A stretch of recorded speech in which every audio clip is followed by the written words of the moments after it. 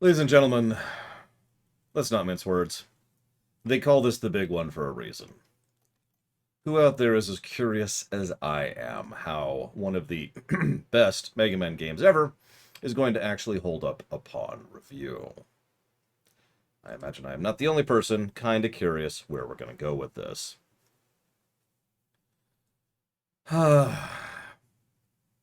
Now, let's get this out of the way right off the bat. I know Mega Man 2 pretty well. It's one of the small number of games I've actually done regular speedruns of. In fact, I don't even have to prove that because I've done that on camera.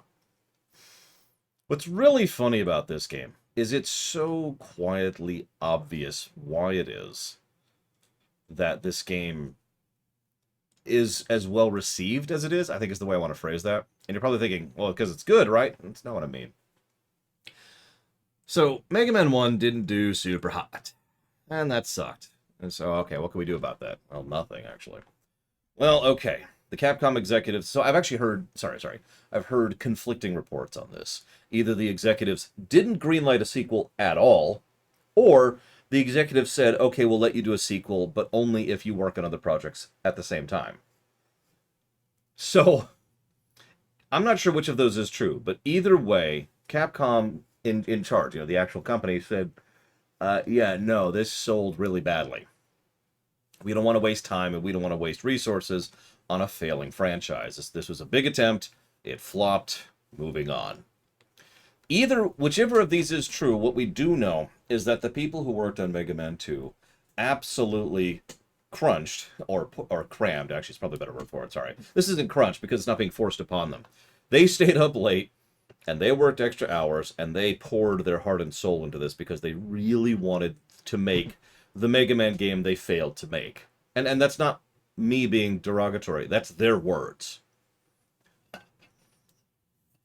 They really wanted to pour this one out.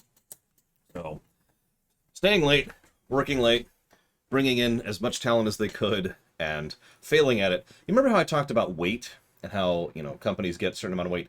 This is like the total opposite. This is so funny to me. Because Mega Man 5 was in many ways as good as it was because it had so much weight behind it. Mega Man 2 had literally opposite weight. It literally had people who refused to even have anything to do with this.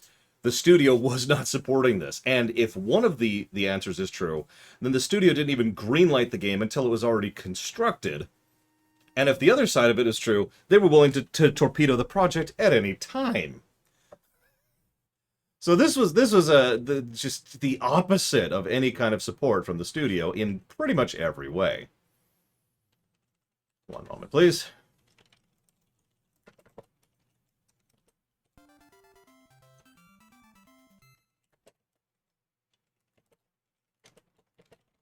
Thank you very, very much, Valerian.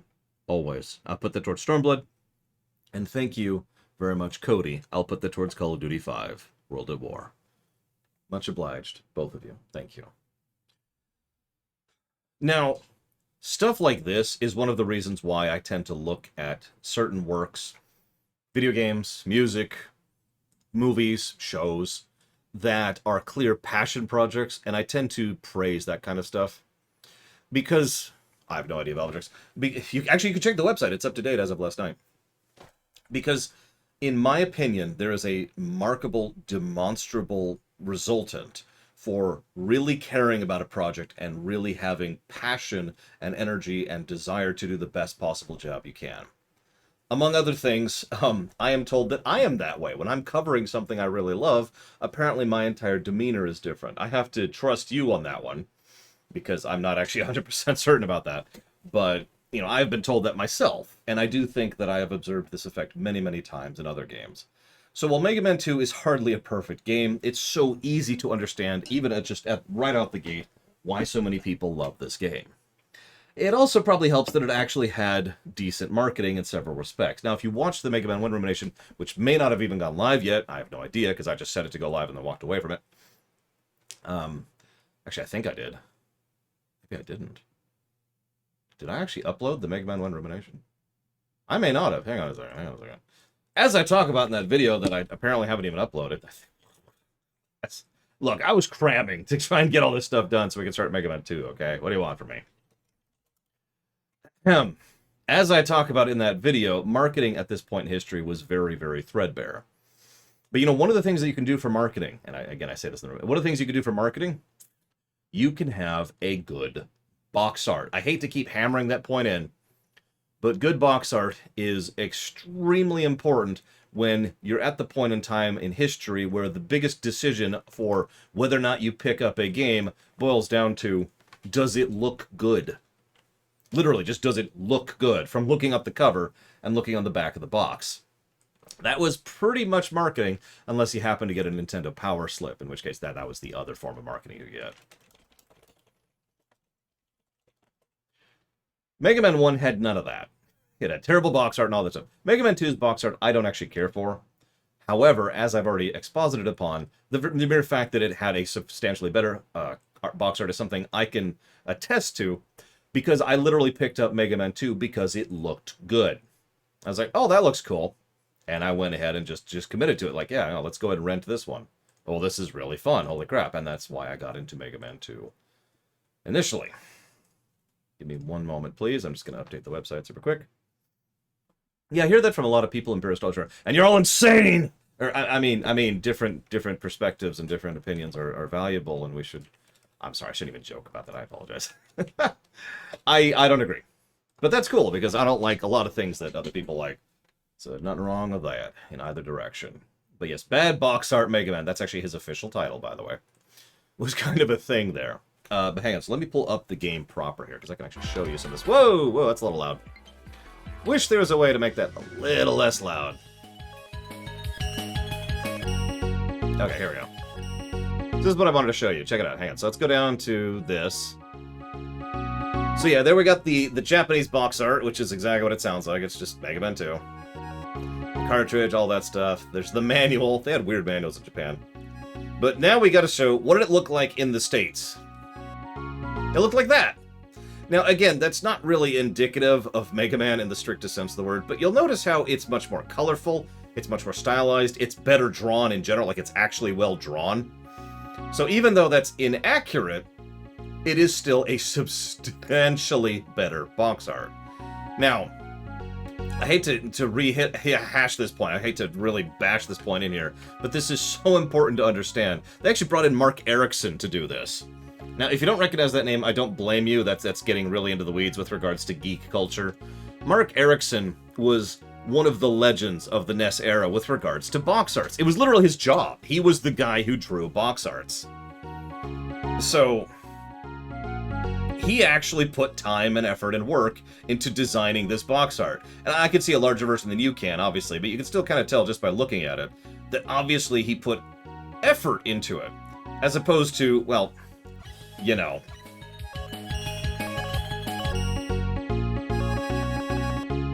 That. Now, again, I don't want to blame the original artist of Mega Man 1 thing too much. After all, as we already mentioned, he had literally 6 hours to draw this. But that's my freaking point.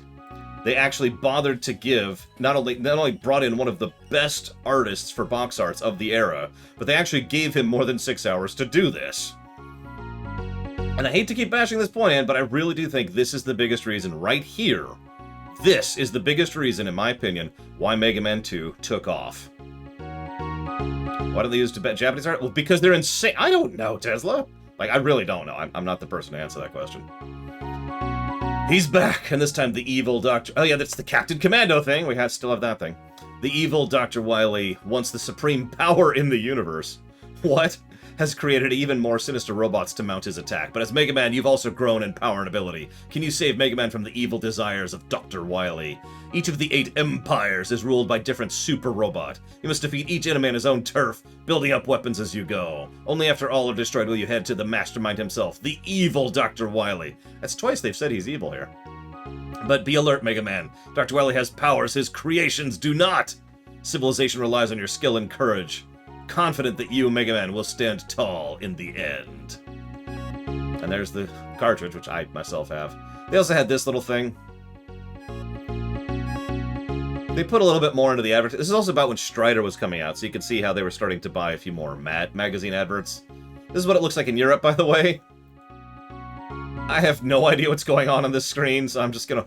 Like, apparently, the Guts Dozer is just plummeting from the sky over there, and, like, Airman stage is bleeding over into the...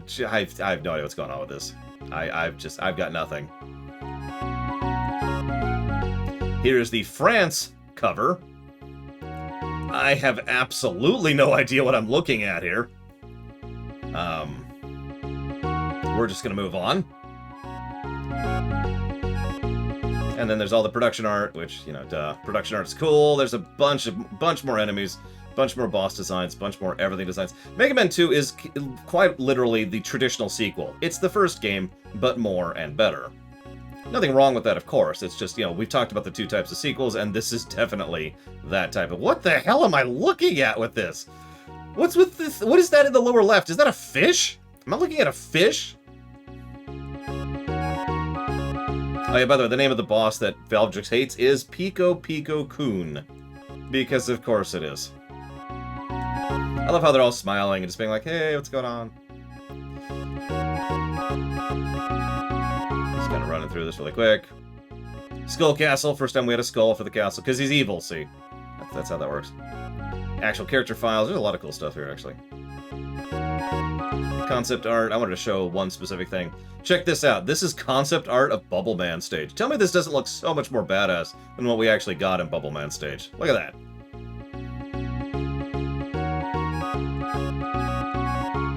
Oh yeah, right, so you see this, and this. So, they did one other thing marketing-wise. Oh yeah, there's another one. They did one other thing marketing-wise with Mega Man 2. This became a long... Oh god, look at Woodman stage, it looks awesome! They did one other thing in Mega Man 2 which they didn't do for previous games. And that was they reached out to the kids and said, hey, we're gonna have a contest. You design and draw the Robot Master, you send in your designs, and we'll go ahead and add them into the game, the winners into the game. Now, I'm sorry, that music's drilling into my brain. So, let's go ahead and do this, and we're going to have to adjust. Yep, we're going to have to fix the camera again. Every time I do that, I have to fix the camera. So, a lot of the... that was a great move, by the way. It's a rather cynical move, admittedly, but it was still a very good move. And it's something that the Mega Man series would do for a very long time. It became a regular tradition to send out these little adverts and these contests to kids, say, hey, help us design the robot bosses. And I'll be showing off some specific examples of these over the year. And yes, Mega Man 6, if I'm not mistaken, is the first and possibly only, but I know it's the first one where a child from the United States actually won the Robot Master contest. But we'll talk about that more when we get there. Of course I've designed my own robot. I've designed hundreds of them. Oh my god. I am such a geek. Anyways, point being, I'm a loser. Moving on. Let's see. I wanted to mention something else though, really quick here. So they got the good box art. They did the contest. And Mega Man 2 was a smash success. It hit sales figures so high that, in fact, to this very day, they've never been surpassed. No classic Mega Man game... I'm sorry. No classic Mega Man game, other than 11, has surpassed Mega Man 2 in terms of sales figures. Of course, Mean Fist... No, I'm talking about yesterday. What are you talking about? I think the most recent designs I've done for Robot Masters would have been in high school, specifically. Because that's when I used to sketch stuff a lot. Anyways, so yeah, lots of wonderful praise for this game in how it absolutely made the Mega Man a franchise. It also started most of the things we nowadays consider to be Mega Man, the 8 bosses and the utility items that you get, which kind of was with the Magnet Beam, but now we got a whole other thing for that. The weapon power-up screen, the nature of E-tanks, the fact that enemies regularly drop health items, a lot of little changes and several major ones. All of that started here. Now, I gotta mention one last thing, because I mentioned this during the Mega Man 1 stream, and then someone questioned me, said, you're wrong and dumb and stupid and I hate you, and I was like, well, okay, that's valid. But I double-checked my source, and near as I can tell, and of course, a lot of this is going off interviews, no, this game was made in 3 to 4 months.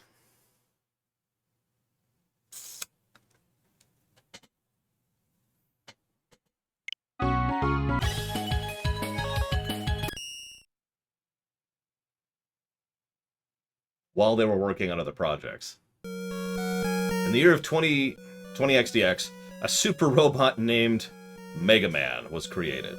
Dr. Light created Mega Man to stop the evil desires of Dr. Wily. However, after his defeat, Dr. Wily created 8 of his own robots to counter Mega Man.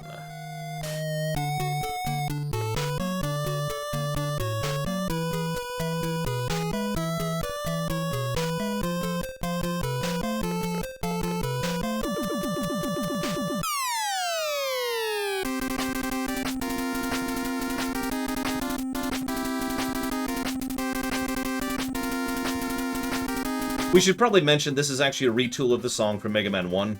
It's actually the only bit that Mame Matsume, I'm probably saying that wrong, got credit for.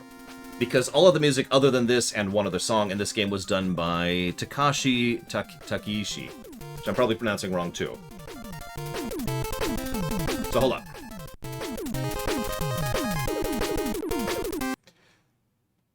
That's awesome. And I mean that. That's so simple. But as I've said many, many times, simple, it's you know what? Simple's the wrong word. It's lacking in depth. I guess that is simple in a nutshell. It's simple, but it's very well done. It is clear that they put a lot of thought and effort into the specifics there. The text tells you all it needs to. We won, but Dr. Wily is back and has made his own robots this time, and now there's more of them. And then we have the pan up as the music builds, and then we have the awesome music on the top with Rock himself.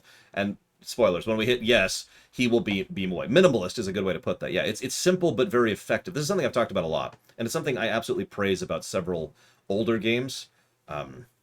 When you have so little, you have two choices. It can either look cheap, or you can be really careful and precise about how you apply what little you have to make it mean so much more than you can.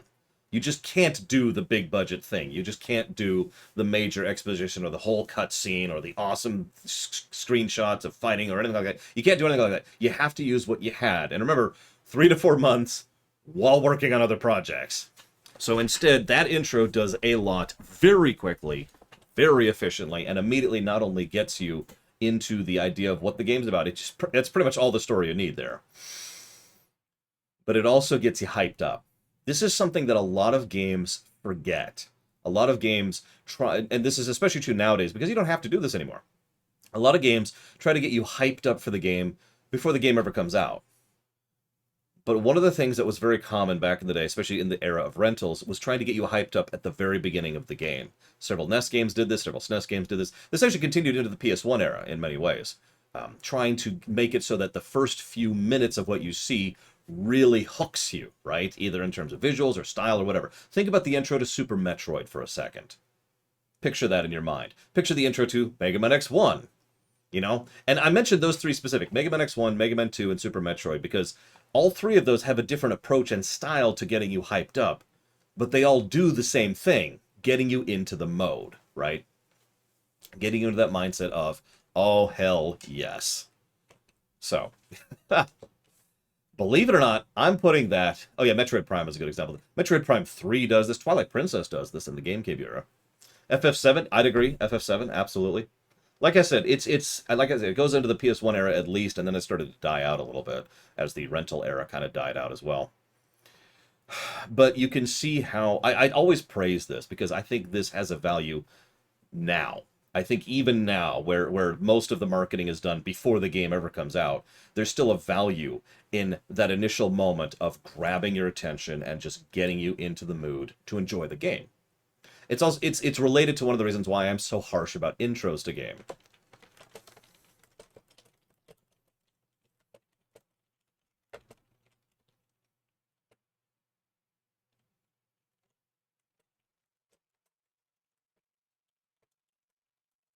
Good afternoon, Delbach. Now, that is the intro.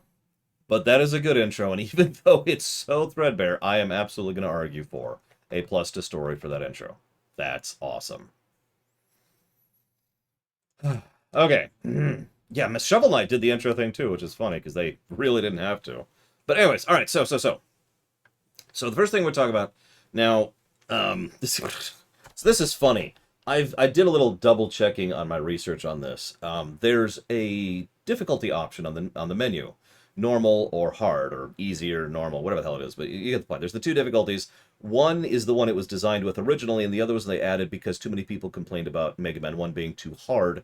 In Japan, near as I can look at, near as I can double check, that is still true. That the players in Japan complained about the difficulty of the game, so they added the difficulty option just in the US and European versions.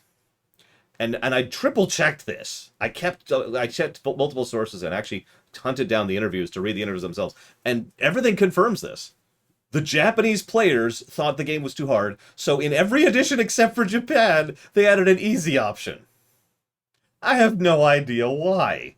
Remember, Mega Man 1 sold terribly outside of Japan, to the point where they weren't even considering it an audience. It wasn't until Mega Man 2 that they actually put any effort into it. So, what? It's so strange. Anyways, it's I have no idea what they were thinking on that one. Now, it is worth noting that this specific difficulty is bad difficulty. What I actually consider to be lazy difficulty. It changes how much damage is done, and it changes how much health they have.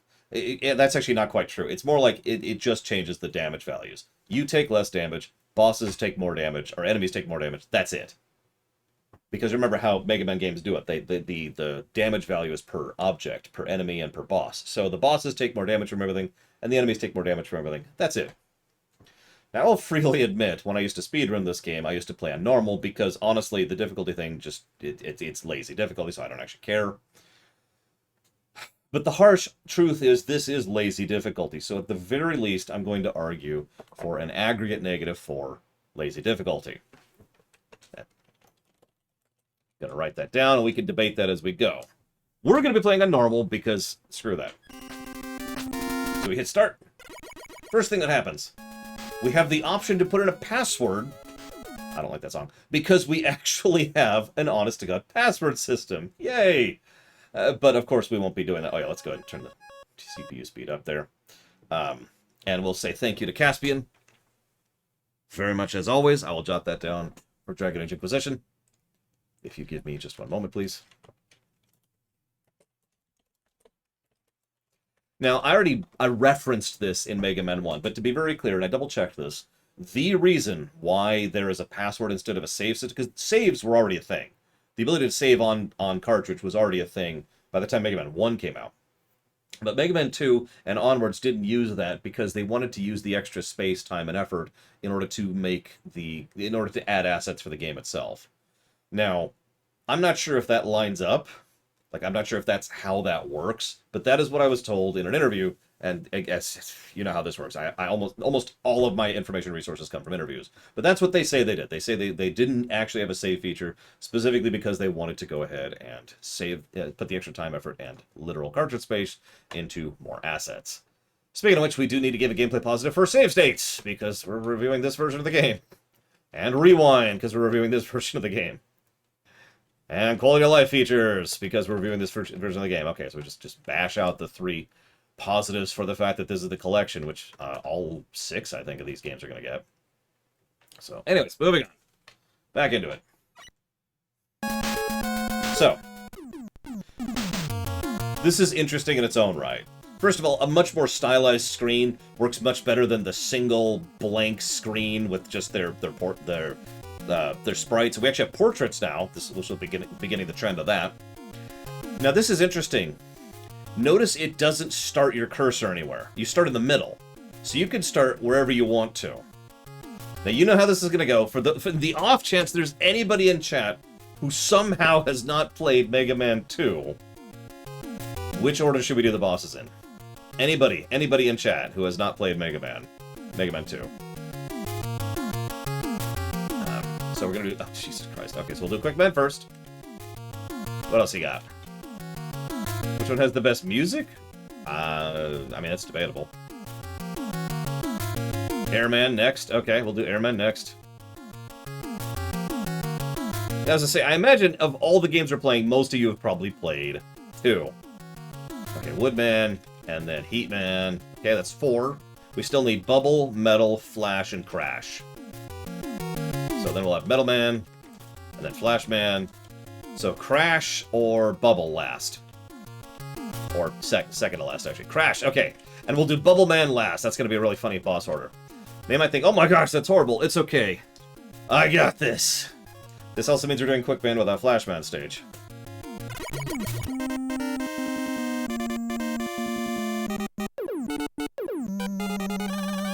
Oh yeah.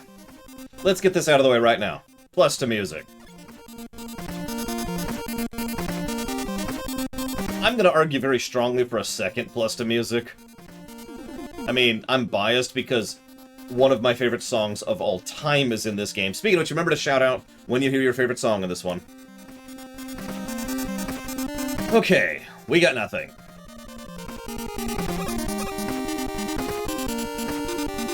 So, one moment. So, can you do this without Flashman's ability? I mean, yeah, of course you can. I usually do, because I usually do Buster only. That being said, the next section's much harder.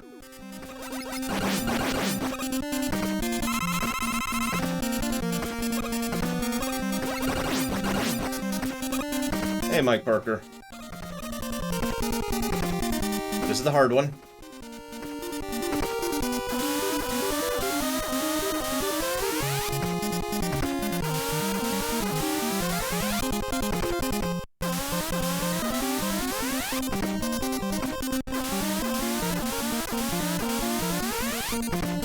And the hardest jump of the game, there we go.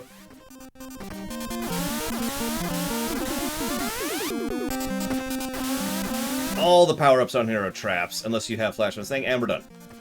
Hardest enemy in the game.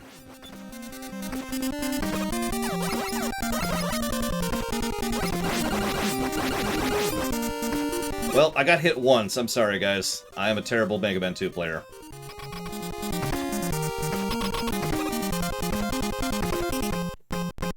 It's nice to play a game I'm actually good at, you know?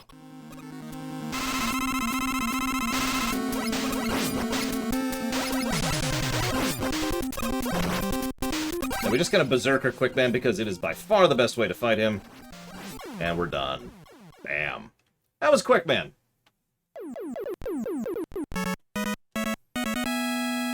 I'm only good at like 3 games, Caspian. I gotta take it when I can do it, you know?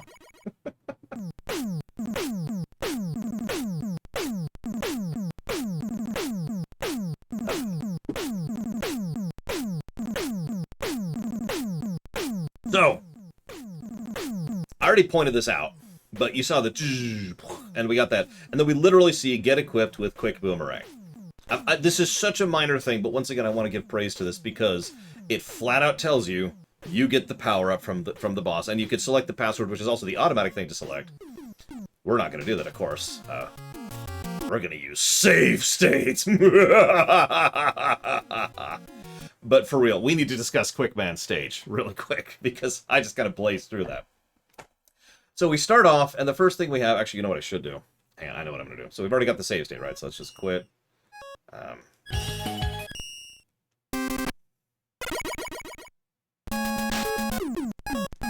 Let's just hop right back in.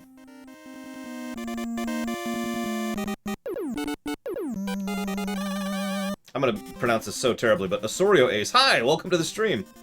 It is always nice to see people who have a chance to poke their heads in chat. I do encourage people to chat, because, you know, I like talking with people. It's cool. But, you know. Woo! Okay, so first thing we have is an enemy who cannot hurt us. It is impossible for that enemy to hurt us, so we have a moment to safely observe him and how he operates.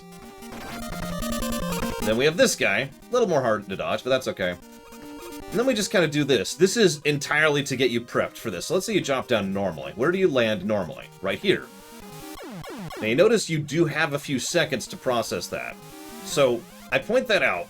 This is still a little mean, but it's not completely reliant on memorization, which is very important. If you're jumping down normally and just falling, you will go ahead and land there and have a second to see the first beam come across. If you're curious about the beam hitting you, it hits you, and then you die instantly, so you know that it's instant kill, okay? If you land anywhere to the left, you are safe. So it's very easy to bypass this one. Same concept here. If you fall down naturally, you land there. If you fall down here, you land here. So you notice how all three of those screens did everything Iceman stage did wrong.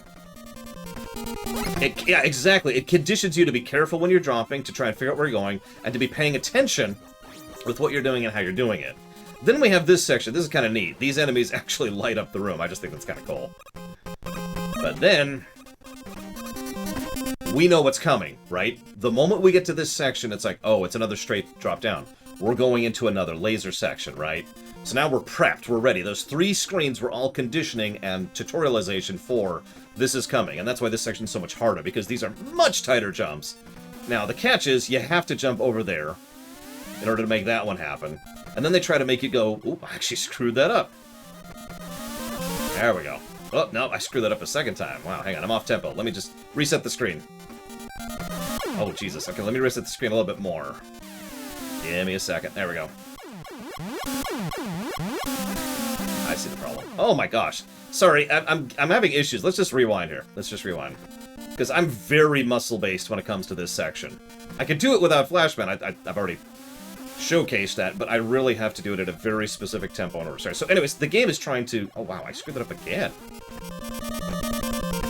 There we go. The game is trying to catch you by forcing you to go left and right. Then it gives you a bit of a pause section. You have a moment, there's a trap, or something to get in case you have Flashman. Then there's a relatively easier section, and then the hardest section of all, because it's really easy to get stuck on that ledge, and if you go too far left, then you die here. So that's actually the hardest part of the whole thing, is those two screens. And then we finished up and we're done. So hang on, let me show that off again, just to really go through this. I love the rewind feature. So we have the first two things which are trying to test your knowledge. Then we have the breather section. Then we have to go all the way to the right as quickly as we can, and we're in a hurry. We have to drop down as soon as we can because of that. We're probably still holding left. If we hold left too much, perfect. If we hold left too much, we're too far over here, and we die to that. If we don't hold left enough, we land on those, and it's extremely hard. I'm not even sure it's possible. There it goes. It's extremely hard to jump off that ledge. I just did it. And not get hit. So that's the challenge part right there. And then we have just kind of another little breather section here, and we're done. Now, I still think that that is reasonably well designed. There's three big reasons why. Unlike the previous insta-kill section over in, I think that was X5 or X6 or whatever that was. Unlike that section, there's actual design in the specifics of which screen and how it uses what and where. It is still mean. I'm not trying to argue otherwise. Was it? It was X5, okay. I'm not trying to argue that it's not mean, and it absolutely does lean on memorization, especially for that gotcha sense, the one where it's the two spokes, and you want to go too left, but not too left. There's a reason I call it the hardest jump in the game. That is the hardest jump in Mega Man 2, is trying to make sure you go down, but not too far down, and then go back to the right. That is probably the most difficult section, the one that most relies on memorization, because you need to know what's coming. I'm going to go ahead and give this away. In fact, I could just show this. Actually, hang on. Let me rewind a second. Let's rewind a bit. Yeah, it's mean, but it's not unfair, is what I want to say. So we're just going to die here. Oh, we're dead. No. And we died at that section, but we're back up here. This is our first checkpoint. Pretty much right before it, but also before some enemies we could farm for weapon energy if we wanted. Because they do want to make the idea of you having, they want to they're cognizant of the fact that you might have Flashman's ability. By the way, these guys hit like a truck. They're basically the Crusher Mark II. The reason I was showing that off is because this is a very standard thing in the Mega Man games. If you die at any point before the boss, there's only the one checkpoint. This is how Mega Mans are standard. It would be until, I think, Mega Man 8, before they finally had more than one checkpoint per boss. Actually, I'm wrong. I think it's actually 7.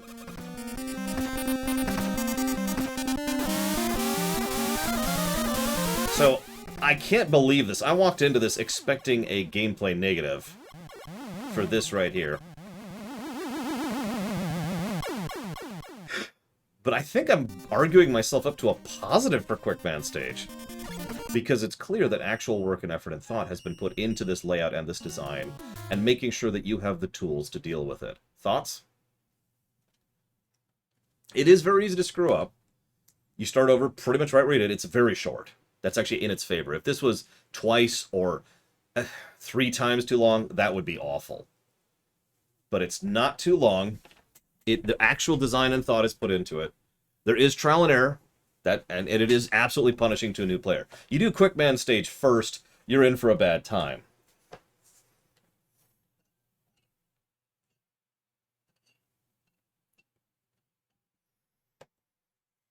That's a good. Let's try that. I actually don't know. Hang on. So let's.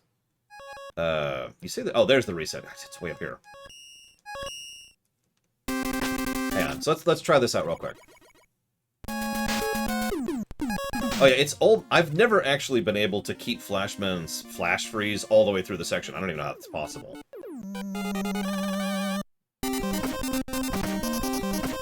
Give me a minute. Let me just get that down here. No, Zed Slayer. Everyone can beat Airman. He's super easy. Also, I don't want to steal someone's music.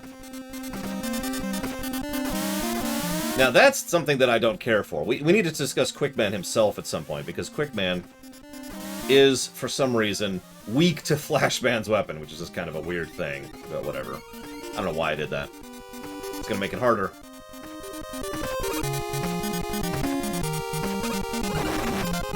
Okay, so we're past the checkpoint. That's the important part, right? So we're past the checkpoint.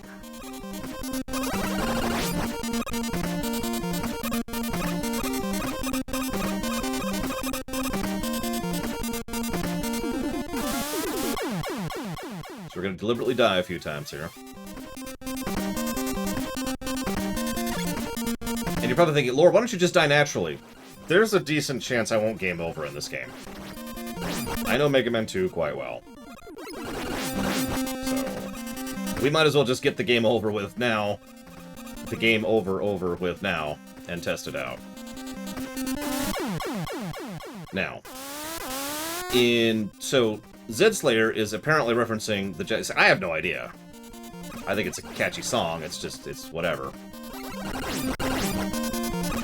You know, I think we did, Ross. I don't think we game overed in X1. I forgot. We forgot to. Anyways, Oh, no, it got me again. Oh, no, you're right. We did game over in Sting Chameleon. That's right. Because we were doing it in the terrible order. That's right.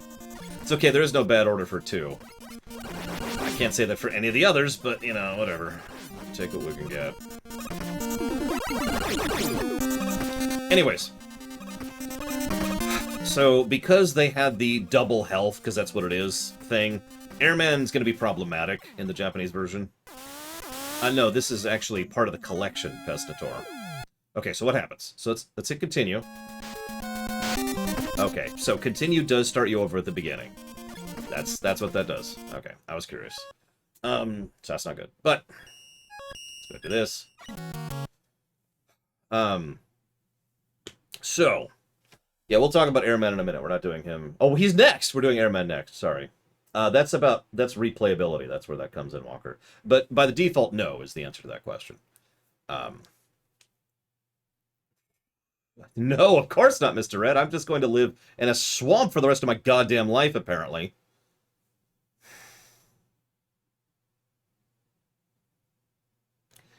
So, I could easily be argued down to adding a negative for Quickman stage. Does anyone want to make that discussion? Does anyone want to make that argument? I mean, most of the stages in Mega Man 2 are pretty short.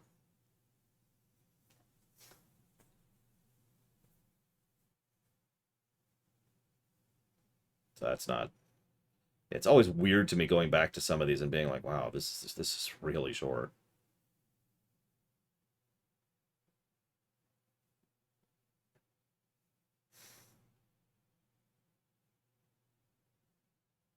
I mean, I do basically have a very smelly, soon-to-be mildew-infested pool in the place where I sleep.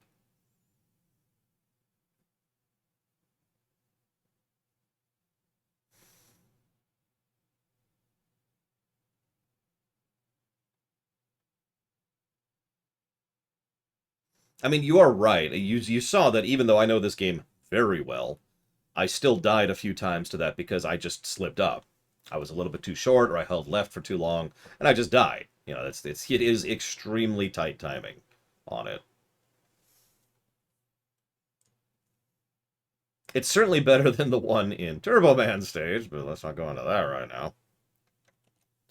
But I'm seeing mostly neutrals. So here, let me explain why I'm asking this. Because Quickman stage is getting a positive. It is well designed. The question is, do we also add a negative? That's the question. Because it does do several things that I consider to be bad game design. It is heavy on memorization. It is very binary difficulty in that if you screw up, you're done. You have to start over all the way at the top if you die, if you game over, that is to say. And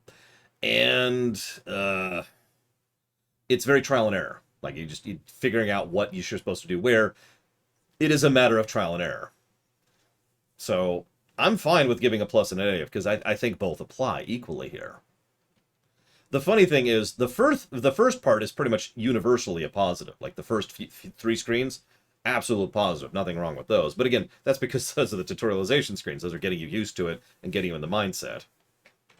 So, okay, quick man stage.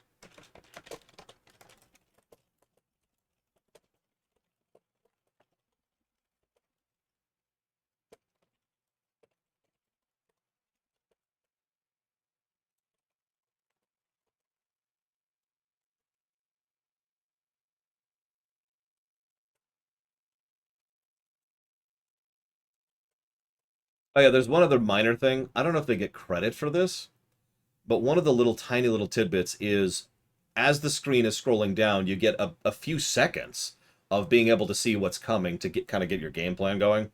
And when you die on a specific screen, it takes a while for you to die, which is a very dumb and stupid thing to call a positive, except for the fact that it gives you several seconds, like 5 or 6 seconds, to really get a look at that screen and be like, oh, okay, that's what I should have done there. It's a very minor thing, but it does actually assist in the overall the design of it. We have done Quick Man so far, Dr. Winter.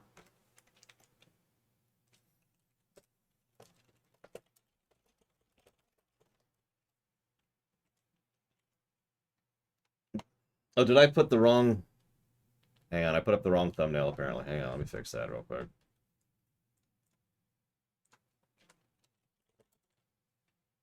I did put up the wrong thumbnail. My bad. Let's just fix that super quick. That's my fault. I was literally streaming and playing Mega Man while I was thinking about Mega Man 2 while I was thinking about uploading it. So, whoops, that's the wrong thumbnail again. Hang on. Let's do this correctly. There we go. There we go.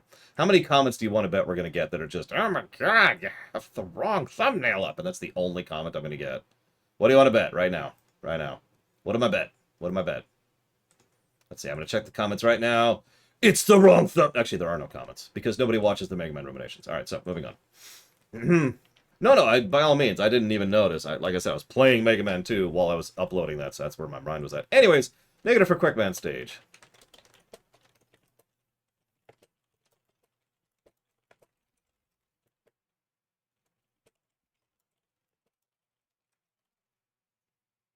Okay.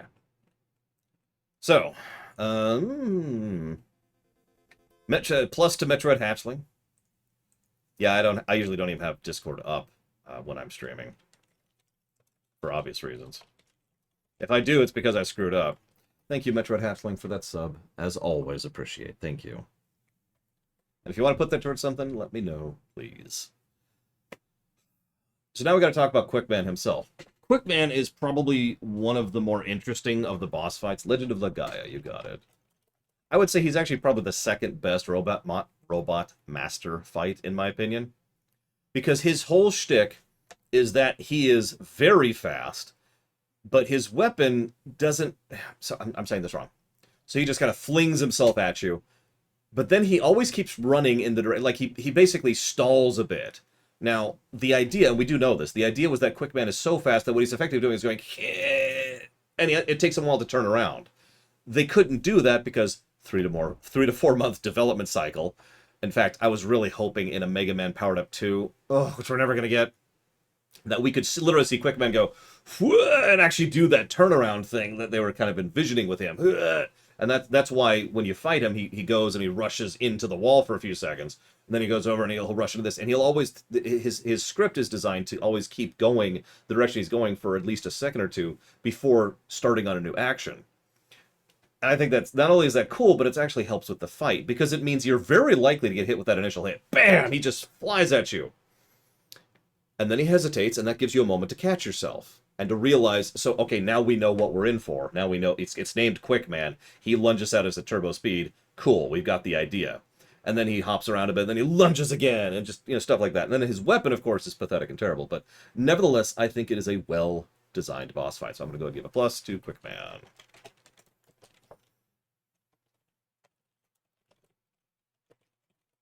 He's also pretty rough. He's probably the second hardest boss in the game overall.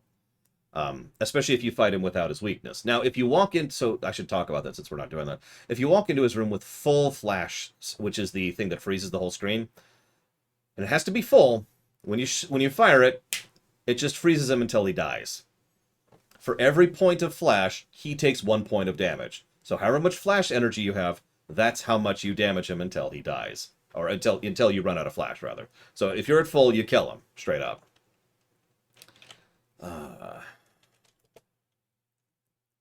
Yeah, Mega Man 2 might be the one that has no bet. We've talked about this. We've actually discussed this before. Too many people think Mega Man 2 has bad weapon design. I don't agree with that. Mega Man 3 has bad weapon design. Mega Man 2 has metal blades, which are amazing, but the other weapons aren't bad. They just can't hold up to metal blades. Right? I know, Zed Slayer. I know. Ugh. Yeah, Mega Man 3 has some legitimately bad weapon design, and we will discuss that when we get there. But anyway, so, okay.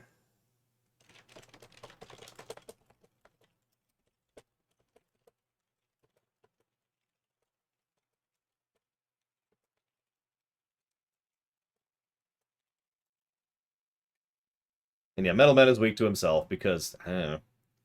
Correct. I'm gonna... How do I pronounce it? Is it Osorio Ace? I'm so terrible. I apologize. There we go. Okay. So. Who's next? Airman! I just can't beat Airman. There you go. I made the joke just for you.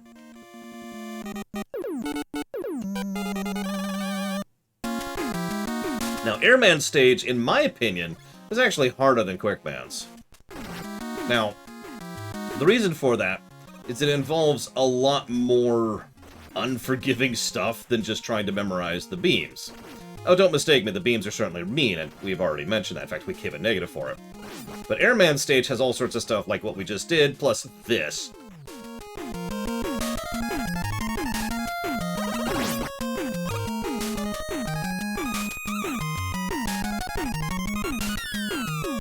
By the way, as usual, please shout out your favorite song when you hear it. You know mine. There's actually a way to make this go by quicker. I didn't want to mess with that, though. Pseudo-blind jump. Or you could wait. You will notice, however, that this first section, while kinda mean, nevertheless is still very tutorial-y. Then we fight these things. I'm gonna let one of these go off, just so you can see what happens. So every time one of those eggs lands, we get a bunch of birds. Now, on the one hand, this sucks, because, oh my god, these enemies...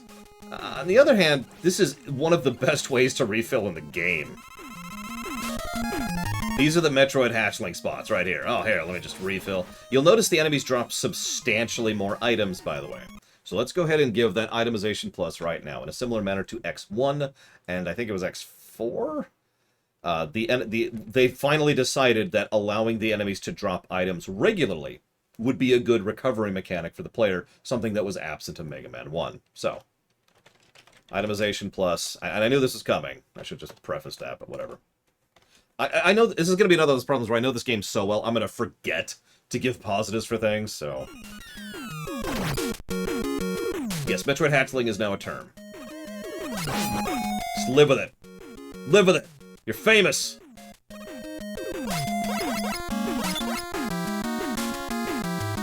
Wait for this one. I was expecting that a little earlier. There we go. These can kind of bug out, by the way. Net gain. We should examine these enemies for a moment. So they've got the spikes, which limit your maneuverability, but only temporarily. And they've got enemies that spawn out of the sides, which can then home in on you very slowly. So we've got two styles of area denial, is what that's called. Then we've got the fan people. That's a real term. You can look it up. I forget what these are actually. Oh, I screwed that up completely, and I knew that too. Nope, nope, nope, nope. We haven't actually cheated yet. I don't want to actually cheat yet. We've not thrown up, I'm not throwing up the cheat flag for frickin' Mega Man 2. That's not happening. If I have to speed run the game to get caught back up to something because I screwed up, we're doing it.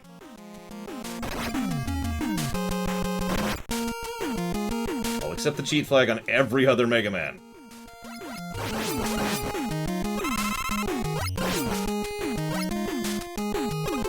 Wait for that. There we go. Okay, I'm not actually sure what happened there. So, you do notice how Airman is doing some interesting stuff. The Airman stage, excuse me. Most of these jumps are designed around the platforming side of things. So Quickman, sorry, was all about your reflexes and trying to memorize the patterns and getting through as quickly as possible. Airman stage, even though it's actually the same length in terms of screens, is substantially slower in overall pacing and tempo. There we go. And feels substantially longer, even though it actually isn't because of the varying pace and because of the fact that you are encouraged, as you're going through it, to be very careful about your jumps, right? I will also point out that there are so many, there's so many styles of those jumps, from trying to go do an upper jump while both of the spikes are going to be offset from each other, so you want to try and time it or get hit by one or the other. It is possible, of course, not get hit by both, yada yada yada. And then you could move through and then kind of jump through, and then there's this one section, and they always pop up before you get there, so you always know where you're going. There's a lot of guidance in the jumps, so none of the jumps, there's no blind jumps, is what I'm trying to say. There's none of that crap here, okay? I think there might actually be some blind jumps later in the game, but at this stage, at the very least, there's none of that leap of faith, is what they call it. There's no blind leap of faith. It's just, this is where you're jumping next, this is where you're jumping next, this is where you're jumping next. And notice how they use the fan guys to turn regular jumps into difficult jumps, like the one I died on by accident. That was on me, of course, but still. A jump like this should be nothing, but when you're being shoved back, all of a sudden that becomes a precise jump. And the same with something like this, where you have to jump up onto the next level, and so forth and so on. What I'm trying to say is a plus for Airman stage.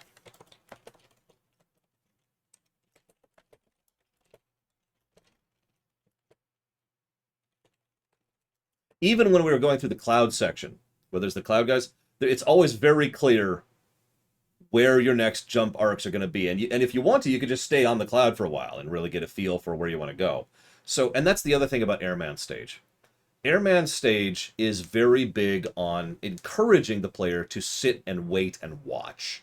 Okay, where should I go next? And in almost every spot where you can do that, it's either safe or easy to make safe. You know, you got the birds coming, but you can stop the birds. You've got the little guys popping out the sides, but you can shoot them. And at every point, it's like, okay. And you can just, and there's this kind of deliberate pace to Airman stage, which is, of course, the exact opposite of Quickman, so it's funny doing this right after Quickman.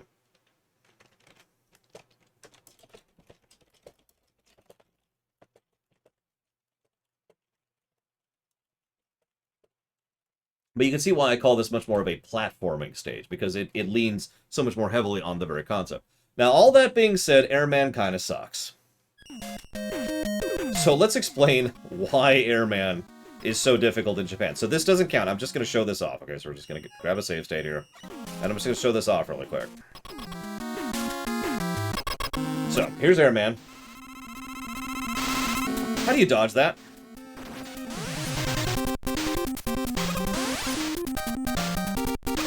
I'm just going to give it away. Some of his stuff, you kind of can't dodge.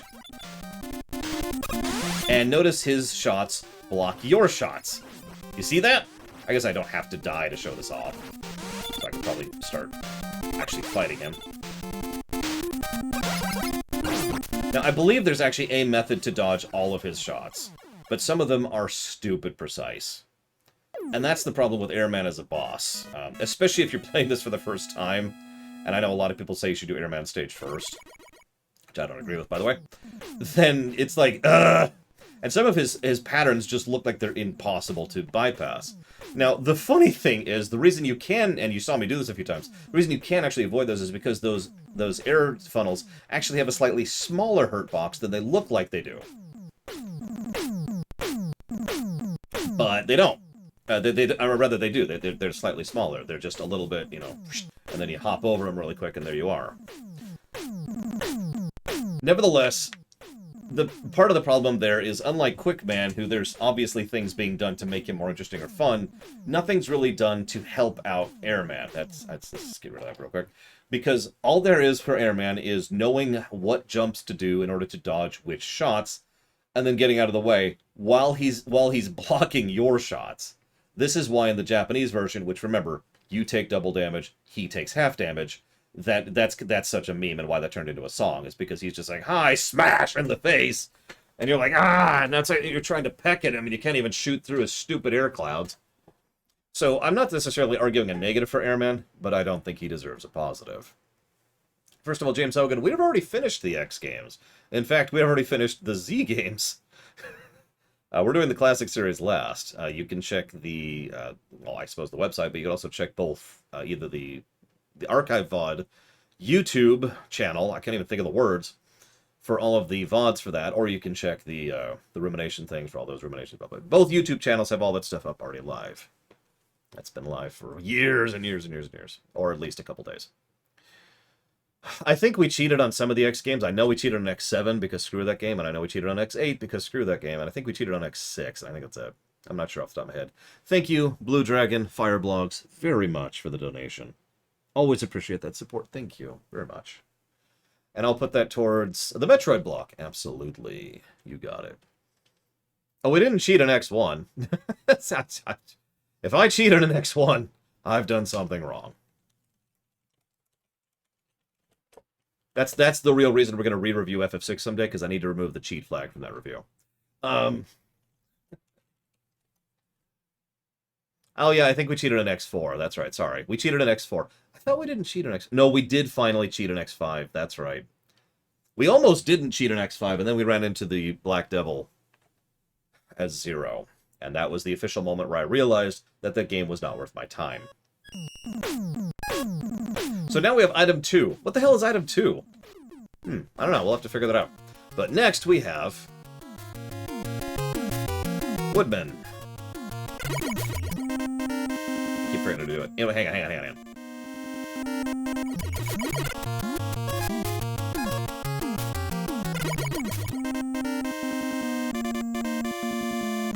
It didn't work. It never works for me. Oh wait, whatever. I can never get that trick going. Oh yeah, by the way, visual storytelling. Welcome to the very first time we ever saw Treeborgs.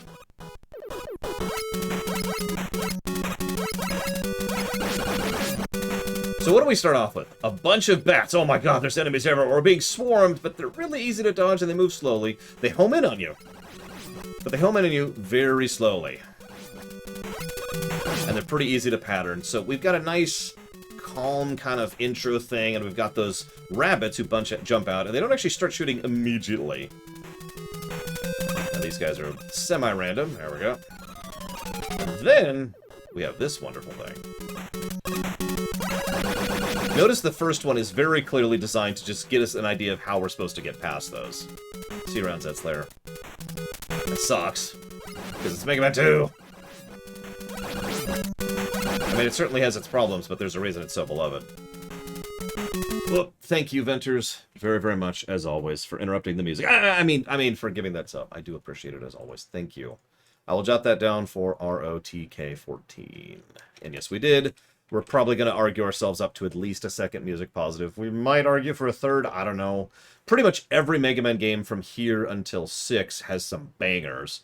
And then we have 7, which was okay, and then 8, which is okay. And then 9 and 10 are right back to bangers. I could easily give 3 positives for almost all of these games for music. We'll see. Romance of the Three Kingdoms. Does this game have a bad song? Yes, it has 2. It has the da da da da da da da da da da da da, which is a bad song. And then it has the I guess that's... No, Crashman. Although that's funny. We'll get to that in a minute. So, one of the things that I always find amusing about this game, they don't actually have physical continuity in the way you'd think. You've probably played these games before, and if you have, you've noticed that you screen transition each time you go by, like we showed off in Quickman Stage extensively. The reason that's relevant is because this is used for tricks, of course, but you don't actually have collision when you're screen transitioning. So, if you do something like this, you actually go through the wall a little bit when you go over to the next area. I actually screwed up the jump, but it's still there. Notice how they give you a little ledge area to jump up into to hit this guy. Although there's still some randomness involved with it. But yes, Treeborgs! This is where we get that visual storytelling plus. We got this whole nature preserve, which itself is partially robotic, and by itself implies so much about the nature of the environment of this world. And yeah, we were probably going to be giving a few negatives later, but we'll get there in a minute. Believe it or not, that is a one-frame window to hit that guy when he jumps up and not get hit. Literally one frame. I almost never get it, because it's a one-frame trick. Now we're going to pause for a moment, because I kind of want to recover a little bit. There we go.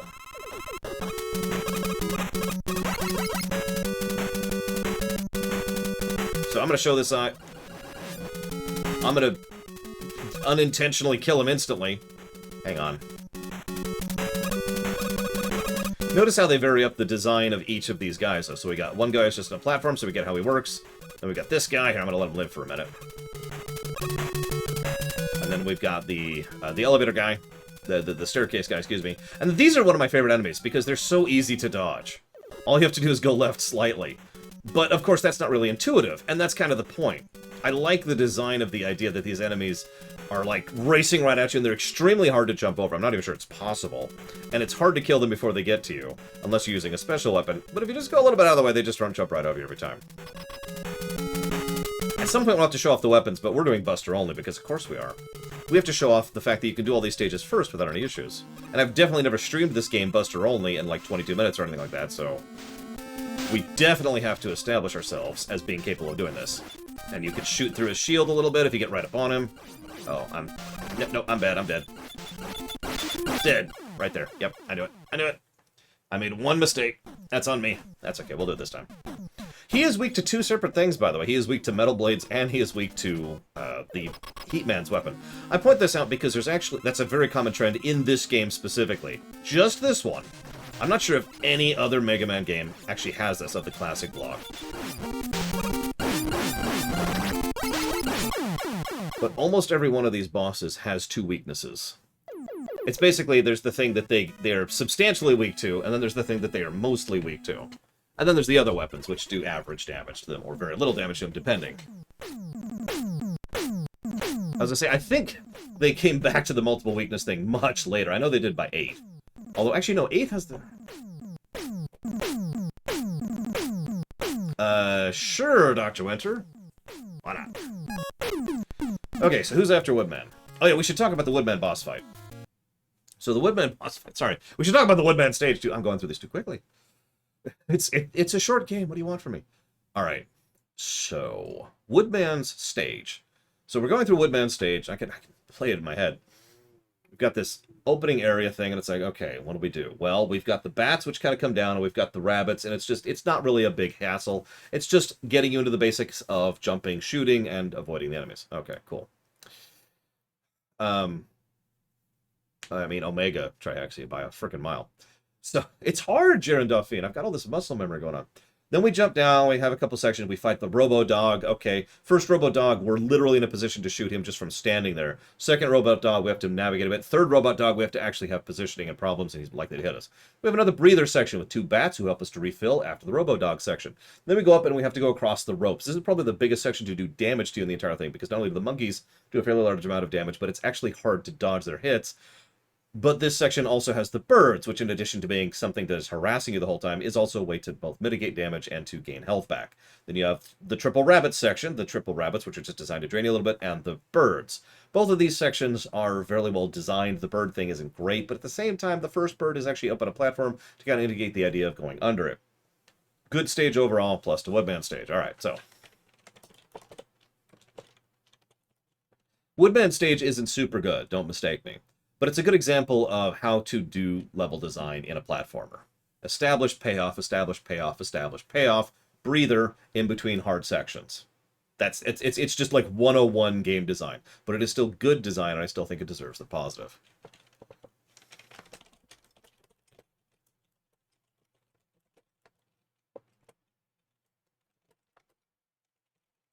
I can't say quite the same thing about Woodman himself. Woodman is extremely basic. He's probably the simplest of every boss fight in the entire game. All he does is he summons his shield, throws it at you, jumps forward, stands there for a few minutes while the leaves are coming down to hit you, and then he does that again.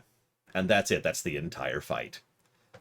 I don't think it's bad because there's still a lot of positioning to go. Dodging the leaves is not the easiest thing to do in the world. They do a decent amount of damage without doing too much damage, unless you're playing on hard, of course. And you can shoot through his shield, and he has 2 weaknesses, and yada yada. So I think Woodman is a pass. But I don't have anything else to add to that, I suppose. So, there's absolutely a difficulty progression to Mega Man games. We've given difficulty curve, positives and negatives, throughout this series as we've gone through. I have mentioned that before, Baron. This answer is very simple. Wouldn't it be funny if we named it after music? And that's why they called it Rockman. And then when they were sending it to the Capcom of USA executives, I could pull up an exact quote if you give me a minute, but I'm not going to. They said, Rockman sounds stupid. That's a dumb name. We'll call him Mega Man instead. And so it's Mega Man in the States. That's it. That's the reason. So, who am I doing next? Heatman. Oh, phew. This one's rough. This is the hardest stage for me when I'm speedrunning. Also, I have a story to tell you, but before we do that, I need to check something. That's what I thought. So Baron has never seen us stream Mega Man before, so every time we pick up a new Mega Man game, I ask people who haven't played the game to decide on the boss order, specifically so that we do the bosses in what is effectively a random order. That way, we can kind of decide how good the game is designed around not doing it in the optimal path. Because all of these games, even the ones that are well designed, have an optimal path. So, I'm going to tell you a story here while I go through this terrible, terrible, difficult stage. So, back in the day, I used to listen to some music from my mom. It was always music that she selected, for lack of a better way to put it. You know, it was her music. And that's fine. I enjoy several of it. You know, there's still songs that she played for me that I enjoy to this very day. That's fine. But the reason I bring that up is because I didn't really like music. I know that sounds strange, but the idea of just sitting and listening to music didn't even occur to me back then. It was something that was alien to me. Why would I do that when I could do other things, right? The first song I ever actually listened to... Hey, look, it's the Yoku block section, except done better. Sorry. Of course, then I screwed up immediately. I stand by my statement. It's still better. Anyways, the idea of just sitting there and listening to music was something that was such an alien concept to me. Until I heard this song in this game. Now, this is not my favorite song of the game. In fact, it's not even my second favorite. It's actually my third favorite. But the reason I mention it so significantly was because this is the first time the very idea, the very concept of listening to music and just enjoying music for its own sake actually occurred to me. It was something that was just... It was like someone turned on a light bulb, and I was just like, oh, that's what listening to music and enjoying music is about. Oh my god, that makes so much sense. And I used to just leave my TV on, because this was back in the day when that's all I had. I just kind of listened to this song for, you know, long periods of time. Now, I'm not doing the Yoku blocks.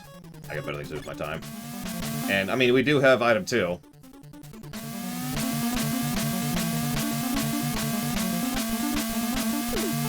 And that's what item 2 is. I'll show off all the items, don't worry.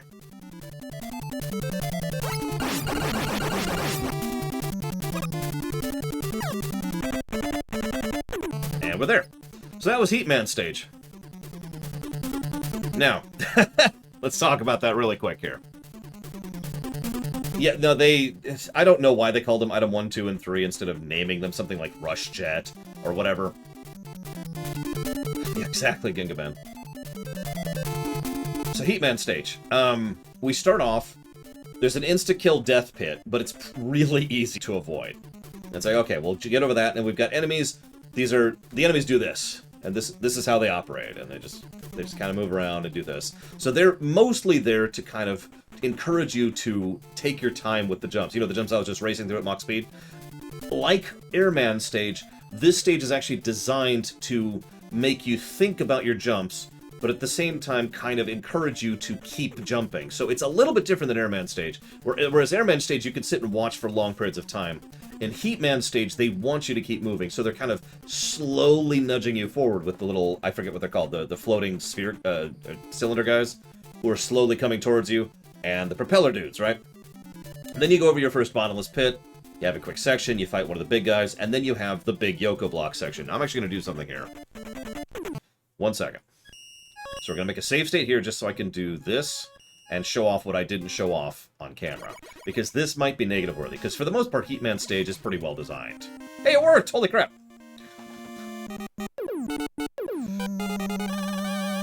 Why didn't it work? Okay, so whatever. So let's showcase what I was just talking about. So it's like, okay. So I don't know what my jumps are, so I want to make this jump. Oh, okay, so there's a guy there. Well, oh, so there's another guy there. Okay. Okay, they're jumping where I am. So they're encouraging me to move forward. So, okay, I'll move forward. Try to get away from these things. And then there's these guys who are also kind of homing in on me. You see what I mean by how the game kind of is trying to encourage you to keep moving rather than just sit here forever. But at the same time, it's a slow, gradual wall. You have several seconds before these guys actually reach you. It's like, okay, I'm going to make a couple jumps and I'm going to take care of this guy and this guy. Okay, we're going to want... Okay, I think I can make this jump. There we go.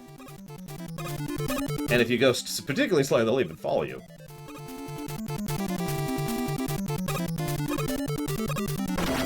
Whatever. We'll accept that. It's easier anyways. That jump is actually harder to do than it sounds, by the way. That one I just did. So then we'll... oh, wait, no. Yoku block section. Right. Hang on. So then we have the Yoku blocks. Once again, this is much better designed Yoku blocks than an Iceman stage, even though I just screwed it up again. That's twice now I've said this is easier and screwed it up. That is hysterical.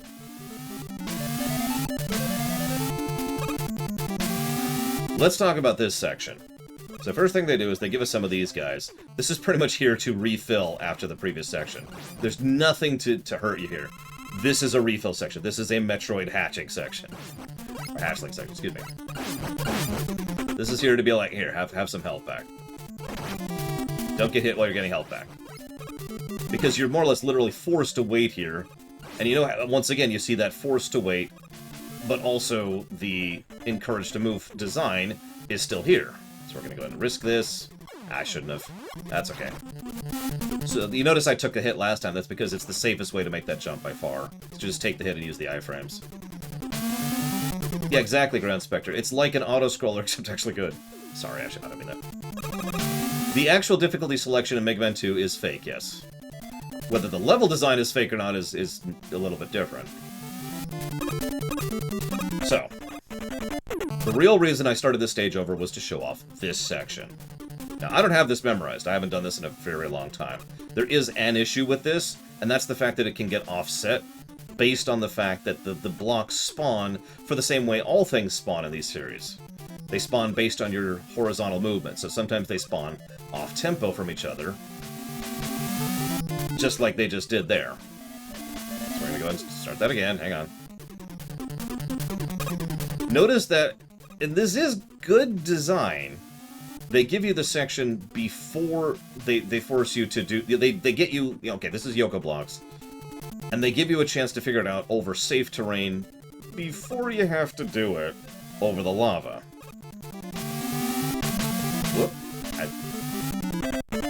Like I said, I don't have this memorized at all, so I'm just kind of making it up as I go on this point. I always use item 2 here, because of course I do.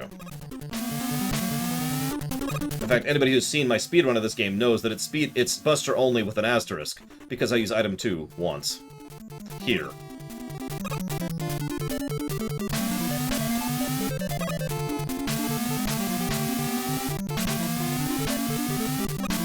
Those are the hard ones right there, the ones where you have to know to go back up.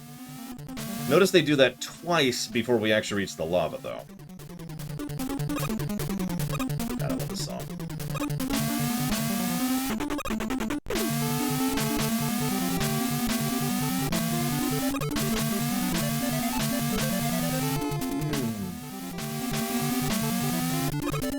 Now we're in it, though. Now we have to keep up. I was just... hang on. So let's pretend that we didn't do that. Rewind is still an awesome feature. You notice how they don't do... I was just about to say, notice how they don't do the trick block until... Whoop, hang on. A little bit further. A little bit further. Oh, jeez, that's way too early. Hang on, let's do this. Until here. Oh my god, I apparently can't make this happen. Ugh, okay, fine. We'll do it the other way. All I was trying to say is that note that they don't make you do the straight up jump until right towards the end, which is actually pretty mean. Anyways, it would be really easy to argue this into a negative. There's a degree of memorization required for it, and it's still pretty finicky, and it's easy to instantly die because lava and a giant pit. And this is a pretty long section. This is the majority of the stage in terms of time is right here. So let's see if we can do this without the rewind button. If we can't, oh well, I don't care. I used item 2. So if you're wondering, there's a little bit of RNG on which hole these guys spawn out of. And that's why sometimes you have to wait for them and then sometimes you don't. Shrug.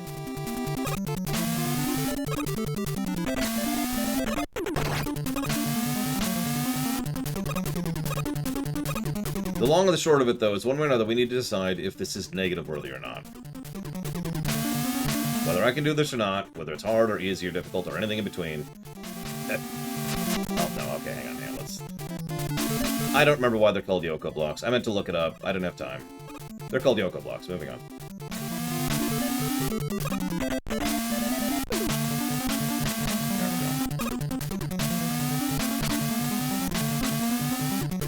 Hang on. What's funny is the most frustrating part of this whole section for me is before we get over the death pits. It's something about that amuses me.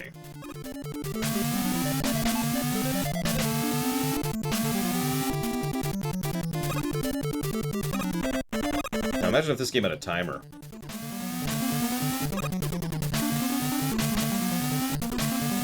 Yeah, like a Mario game.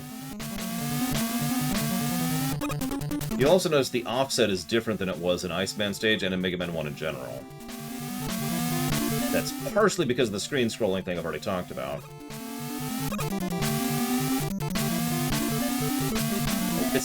Nope, okay. So, we lost, we failed. Moving on. So anyways, we need to decide if that's negative worthy or not. I'm kind of torn on that. Because on the one hand, it's also effectively the last section of the stage. That's the really frustrating thing about it. I know that sounds strange, but what it means in practice is you die, and then okay, so you go back, and then you do the whole platforming section again. Then you get back to the Yoku blocks, and then you die. Then you go back, and you do the platforming section, you get the Yoku blocks, and you die, and then you go do the whole stage all over again. So, honestly, the more I think about it, the more I'm leaning towards the idea that it does deserve a negative, even though it has some leniency to it.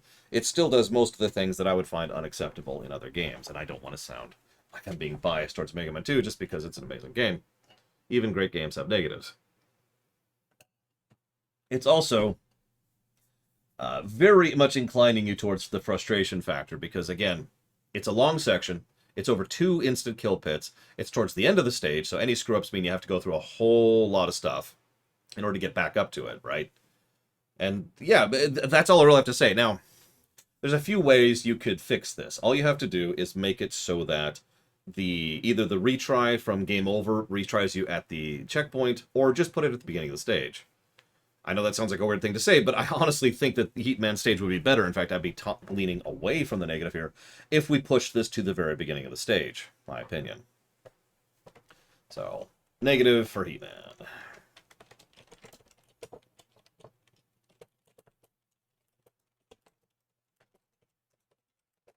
And while we're here, let's look up Yoku blocks. Hang on.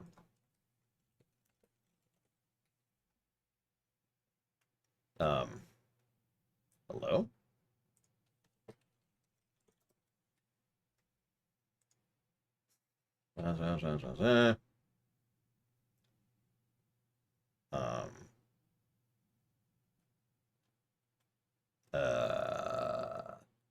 Yeah, I was just about to say, have I been saying it wrong this whole time?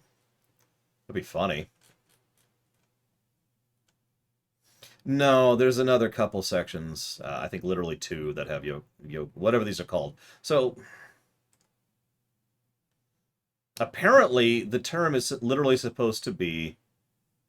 Okay, apparently Yoku block is the fandom name, but the official name of these things is the appearing block. That is actually what it means in Japanese, which is Shutsugen Boruko. Boruku, excuse me.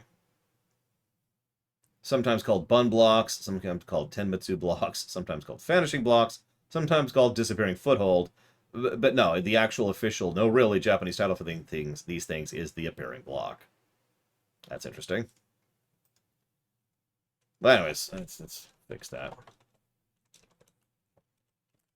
I think Yoku is easier to say than appearing block, so I'm just going to keep saying that if that's okay.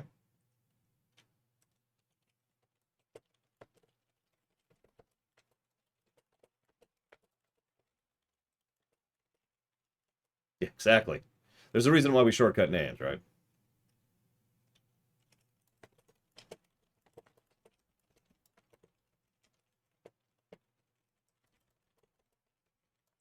So, negative to Heatman stage. Now let's talk about Heatman himself. We're up to 3 negatives here. Sorry. Well, that's a good question, Walker. We'll never know.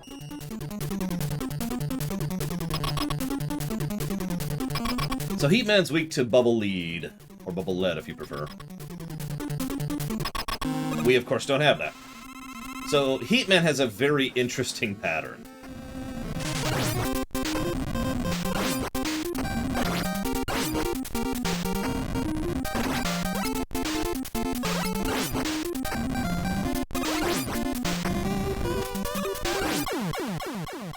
So Heatman has a completely controllable pattern, as I just kind of showed off. Now I'm gonna actually, well, hang on. Let's grab a save state just so I can show something off here really quick. I want to kind of show off a little bit of that fight. But yeah, every time you hit him, he goes invincible for a random amount of time. Now it's always a small period of time. It's only a few seconds every single time he does it. But he will go invincible, and then he will do his charge attack, which is by far his heaviest hitting thing. By the way, we keep talking about collision damage. His charge attack is a perfect example of when collision damage should be a thing. So check this out. So if you don't hit him, he just throws up these little fire spouts. Forever. This is all he does. He just throws up the fire spouts. Aiming at you, of course. It's actually much easier to be close than to be far. So the boss design is kind of inclined to want you to be close to him, right? So then you hit him. You can actually shoot him if you're good, which I'm not, of course, before he actually charges. And he hits like a truck, Heatman does. And then he could kill you. Oh, he's dead. But yeah, that's Heatman. Oh, well, it's... Pretty simple boss design, but you'll notice how, once again, actual thought was put into the boss design. His attacks are literally arced to discourage you from being too far from him. And when you hit him, he charges at you, and thus he has a random time before he charges, and thus the farther away you are, the more likely you are to be able to deal with him. It becomes a very risk versus reward kind of a thing. Do I want to try and dodge the spouts, or do I want to try and dodge him right in the face, right?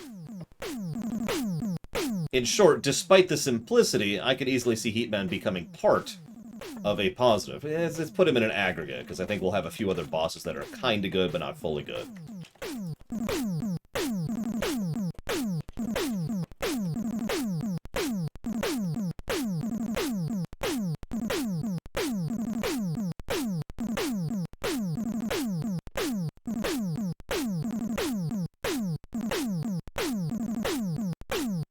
Maybe Metroid hashtag. I have no idea. Who are we fighting next? The Legend.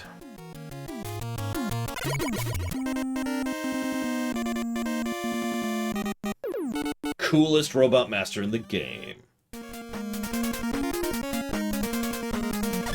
So, I'm gonna try really hard to do the stage slowly so I don't have to do the stage a second time like I keep doing. Metal Band stage starts you off on a conveyor belt. And it's going to a pit. Now, it's really easy to both walk against it and jump against it. but you'll notice how the stage right off the bat gets you into the mood and zone of what kind of stage this is. Unlike most of the stages we've been doing so far, which encourage you to kind of take your time, or to kind of have a certain deliberate pacing, this stage immediately tells you you need to stay moving. And then it immediately introduces an enemy that you don't want to touch, because it'll do tons and tons of damage, while engaging in conveyor belts that are shoving you either towards or away the enemy. And I love this, by the way, because the ones that shove you towards the enemy are obvious why those are dangerous. It's the ones that shove you away that are actually harder, because they interrupt your jump arc. Okay, so that whole section is fun. Then we have this section. This is not great. These guys suck. These are the worst enemies in the entire game. I can actually be argued up to a full negative for these enemies just across the entire game. Now, on the one hand, they're kind of a refill enemy, like the birds were. On the other hand, they just spawn randomly wherever the hell they want to within a range. And there's not really a lot to control or manipulate where they're going to spawn. So that can suck, and it's very easy to basically take unavoidable damage, a bit of a damage tax while going through there. Oh yeah, hang on. What do we get? Item 1. Which is this one. So this is what item 1 does. Similar to the magnet beam, except a little bit more site-specific. It allows you to place a platform that rises up for several seconds, and you can use to reach higher heights.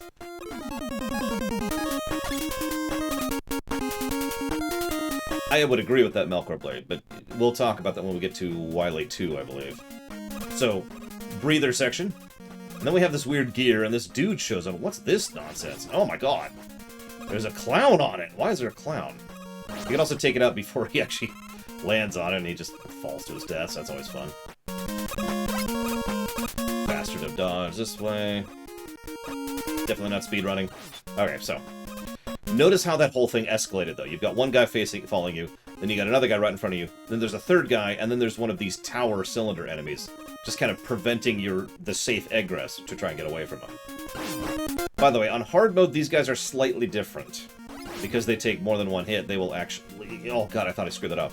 They will actually respawn in a way that can damage you while they're respawning. And that's the stage. So.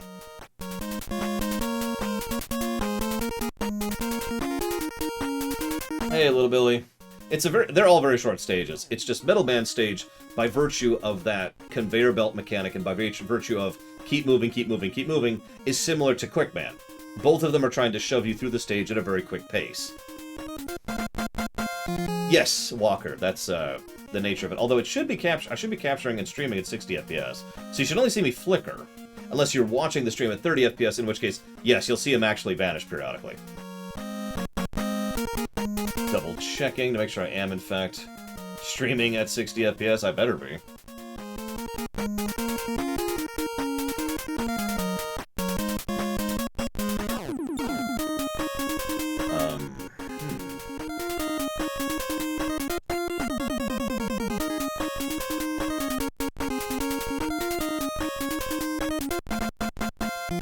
Okay, there it is. Got it. They moved where the setting is. But yes, I am in fact streaming at 60 FPS.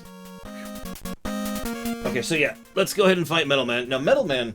so hang on. Metal Man stage, while certainly very quick, is another one of those well-designed stages. It does that whole thing where, okay, keep moving, look out, keep moving, look out, keep moving. Okay, rush through this section or take your time. It's up to you. Then there's another keep moving section where you have to do conveyor belts over death plates.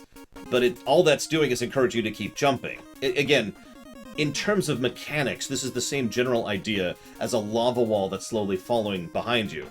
It's trying to encourage you to keep moving forward, like I've said about several levels. And then you finally drop down, and then we fight these guys, and these guys, and these guys, and oh god! And okay, we're past that section. We've got the cylinder dudes, and then we have the second hardest jump of the game, and then we're here. Actually, I think it would be... I think Metal Man stage is fairly unimpressive. It is definitely the quote-unquote default stage. The reason I recommend the stage as first, especially for new players to the series, is because while it does some decent things to give you tutorialization on what game design is with regards to a platforming game like this, it doesn't do anything special or unique or gimmicky. It's mostly just kind of there, keep going, go. So, I'm going to give a aggregate positive to Metal Man stage.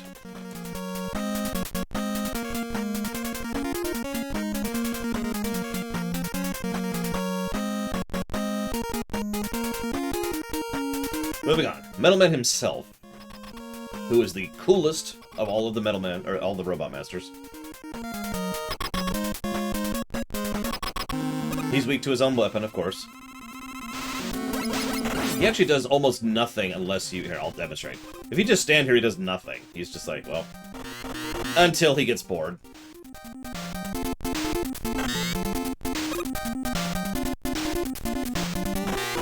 Periodically, the conveyor belt beneath you changes direction. The flash exposits that. Every time you shoot at him, he jumps and shoots. So the tempo of this boss, similar to the level we just went through, is almost entirely on you, but you're always encouraged to keep moving because of the combination of the conveyor belt and the fact that he will attack you even if you do nothing.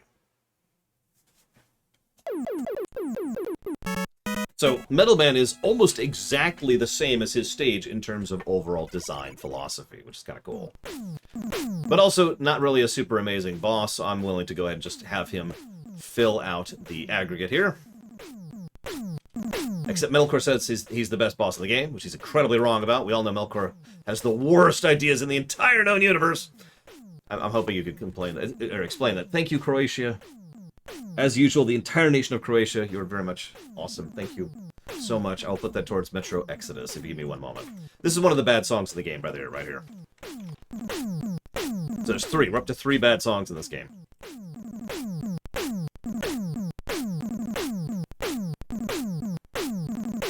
So now we have Metal Blade. Who are we doing next? Flashman. Okay. Now, I haven't really been showing off the weapons, so we should start doing that a little bit.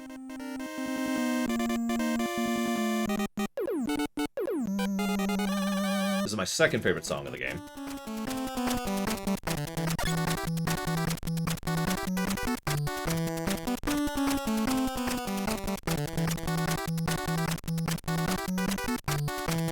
Anyways, so, let's show off our weapons a little bit. So we got Heatman's weapon, which we can charge! Yes, the concept of charging your weapon goes all the way back to Mega Man 2, which a lot of people tend to forget about. Notice a full charge takes up an astonishing amount of weapon energy, however. So you really have to work at that to make that happen.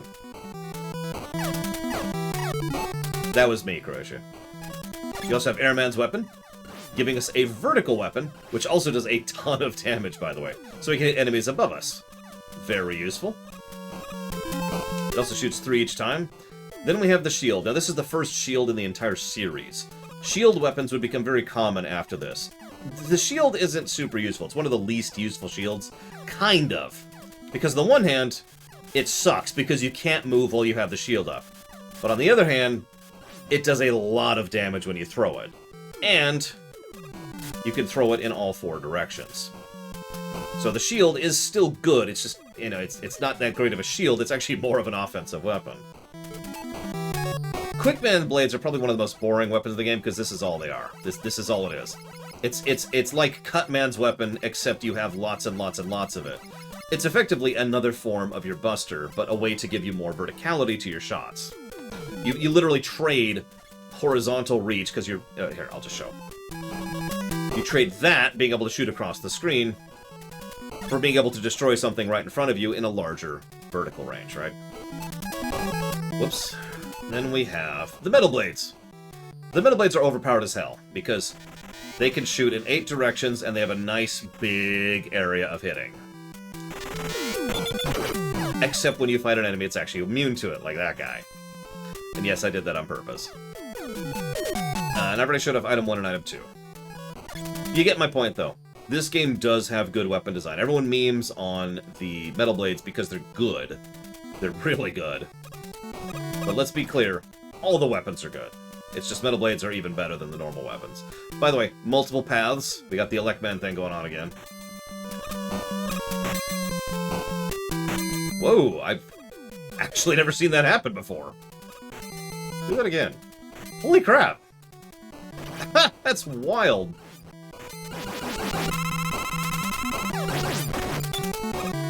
Anyways, I've never seen that happen before.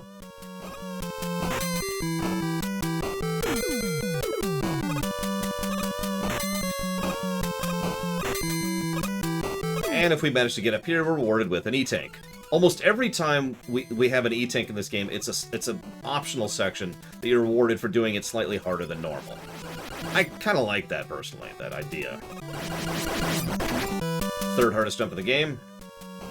I don't know why, as a kid, I always had the hardest time with that jump. And that's Flashman stage, so sorry, as usual, I keep going through this too quickly. Let's give the plus for weapons. I think it's fairly self-evident. I haven't even shown off the rest of the weapons yet, and I will, don't worry. But good weapon design. You've got good utility, you've got good range, you've got good reach. It changes how you attack, and that's awesome. That's exactly what Mega Man weapons should do. We gave a plus to the magnet beam. We're absolutely giving a plus to the numbered items. So we've already shown item number 1, which is it makes something kind of slowly rise in the air and then vanishes after a few seconds. We've got item number 2, which is the jet. That's the rush jet, pretty much straight to T or whatever. We got item number 3, which I haven't shown off yet. I will, but it's a thing that kind of grabs onto the wall and then slowly rises up the wall. And we'll be showing that off as well because we use all 3 items in this run.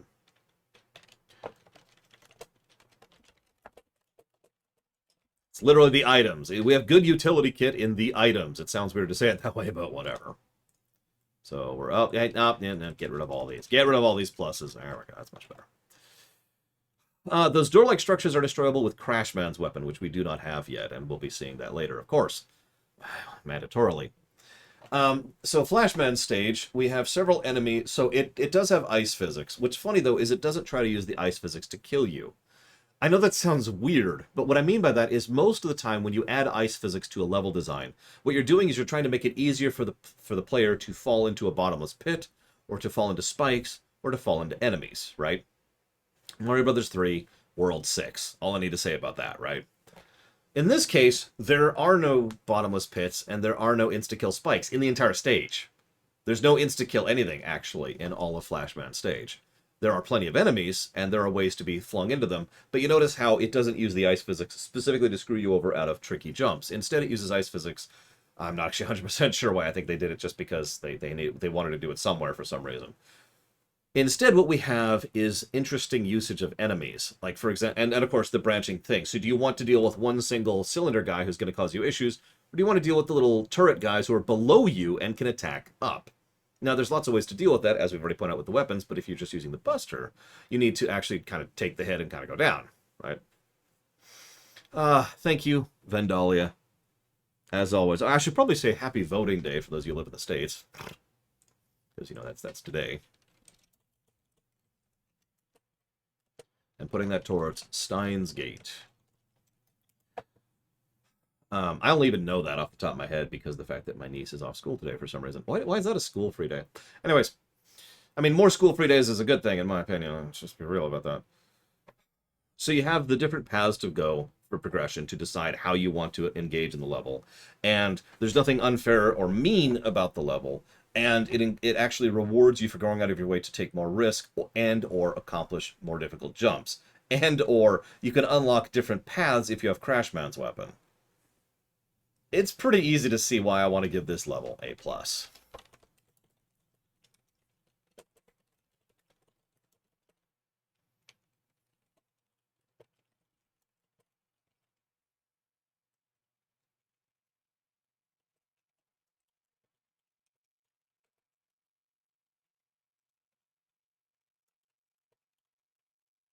Now, what I really don't want is $30 from Kira White Noise. So let us hope that that nightmare scenario never, ever happens. I've actually complained about that several times because it kind of irritates me how many... Let's be honest, this isn't polemic, but it irritates me how much news media outlets tend to only emphasize the presidential election as if it's the only election. You know? There's a lot of other elections. In fact, there's actually an election every year, depending on which year it is determines which, because they're all offset, right? That's how that works. You're supposed to cycle people in and out to try and prevent there from being just two parties. Anyways, okay, that's getting polemic. I'm going to shut up. But thank you, Kira White Noise, very, very much.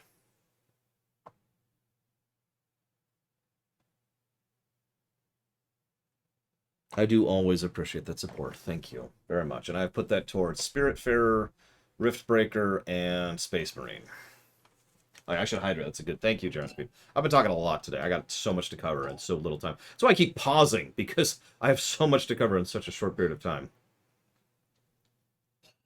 Okay. So, Flashman himself. That was funny. Hang on, I want to see that again. Wee. Okay, I'm stupid. What do you want from me? Flashman is usually considered one of the easiest enemies, and I'm gonna showcase why. This doesn't count, okay? But I'm gonna show you why people consider him so easy. That's why most people think Flashman is very easy.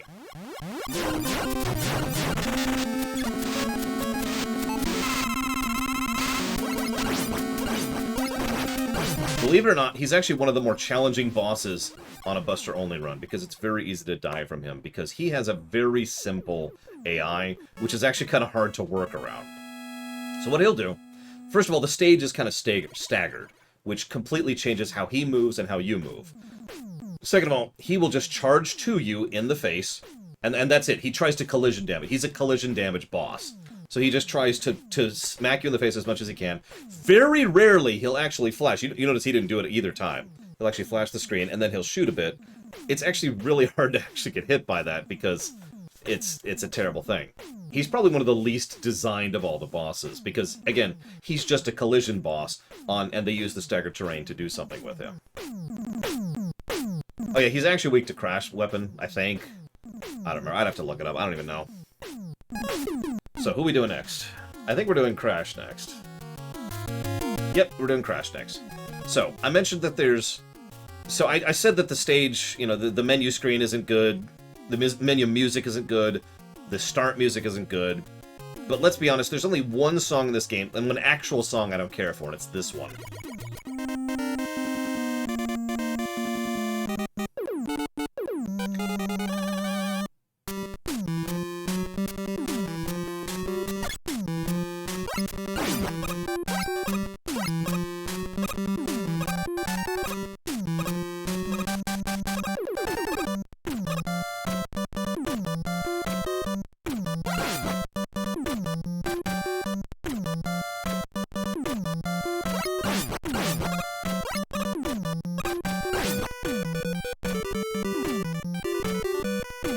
Yeah, I don't like this song. Now, what's funny...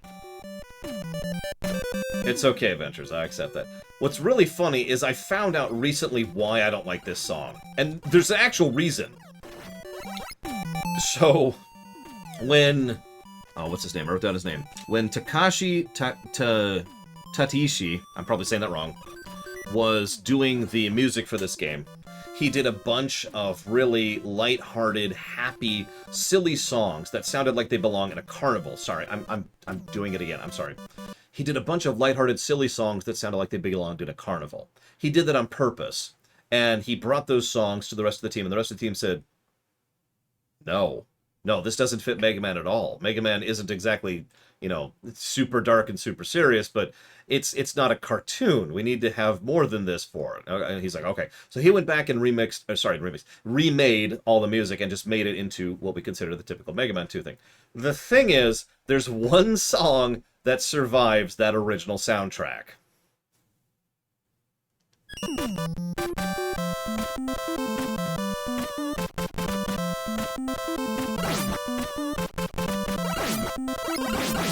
Shut up, Belcorp.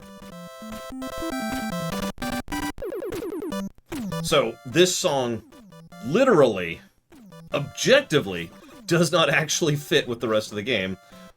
Pretty much by design, like by admission of the actual composer and the creators.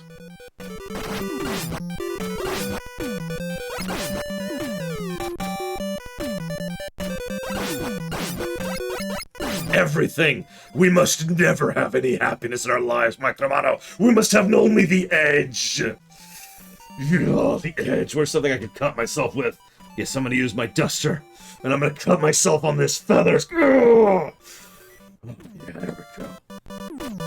Anyways, so let's talk about the stage design.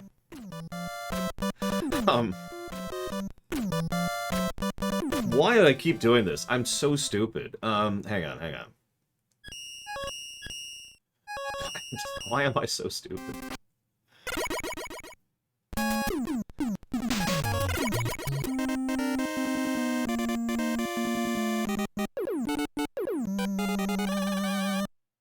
So, the first thing we have, actually discuss the stage design as we go here, is we've got 3 spawn points for these. They can spawn at any of them, just the same as in Heatman stage, and they kind of home in on you, so you kind of have a degree of control over where they go.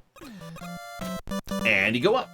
Now, the biggest challenge here is the ladders themselves, because you are slow going up these ladders, and you cannot dodge all on the ladders. Now, what you can do is you can shoot. You can also do this if you just want to rush through this section really quickly. But you can shoot while on the ladders, but you cannot dodge. So it limits your ability to deal with them, especially given these enemies are going to be homing in on you as they go. Okay, so we have that. Good escalation, and then we have a breather section. A couple Mets. Mets are back because Mets were popular. And it's actually worth noting that's not quite true. The reason the Mets are here is because this is a construction area in lore. Just like Gutsman's area was a mine in Mega Man 1. This is a construction site. In Sydney, I think. I forget the exact location. So, it actually makes sense that there are, in fact, Mets here. Anyways, I'm getting ahead of myself. So then we have this thing down here, which I'm totally going to drop back down and point out. Okay, so then we have this. Really, really simple, but it gets across exactly what you need to see just from looking at it. If you're a kid, or if you're someone playing this video game for the first time, or if you're someone who's playing any video game for the first time ever, you know exactly what you're in for here, because you can tell just by looking at it. This is a platform I need to jump on, and some enemies that home in on me. The platform doesn't allow me to dodge. Notice that's the same theme as the ladder. So we once again have lost some of our dodge capacity, but we can still shoot. Correct, Vandalia. So now we have a slightly more complex pattern. Now the other pattern, it's really easy to just get ahead of the enemies and you're done with it. Here you're encouraged to actually start shooting the enemies because you're going to be needing to. And then we have this pattern, which always makes me laugh a little bit the first time I see it. Because now it's like, okay, no, we really want you to kill the enemies as we're going through this section, and we want you to kill them repeatedly. Otherwise they're going to get in the way and have a chance of knocking off the ledge. Also, in both of the previous areas, it's possible for large sections of the track to be able to jump back onto it. Here, if you're anywhere other than the bottom 2 tracks, you cannot jump onto it, you have to wait for it to come all the way back down again. And then we get back where we were. So now we're here again. Breather section. One quick enemy, and then we start going further up. Now, this screen looks weird, and you're probably wondering, what's the point of this screen? This is a recovery screen. Remember, they don't lean too much on the insta-kill traps in Mega Man 2, not really. The point of that screen, and I'll just demonstrate, is if you fall, you have several options for catching yourself on the terrain, so you don't fall all the way down. Then we have a single Met. How many of you have fallen off of that platform because that Met hit you? How many of you have done that many, many, many times? Even on speedruns, occasionally I lose that particular jump right there. But again, you'll notice how they very carefully and precisely position him specifically for that, right?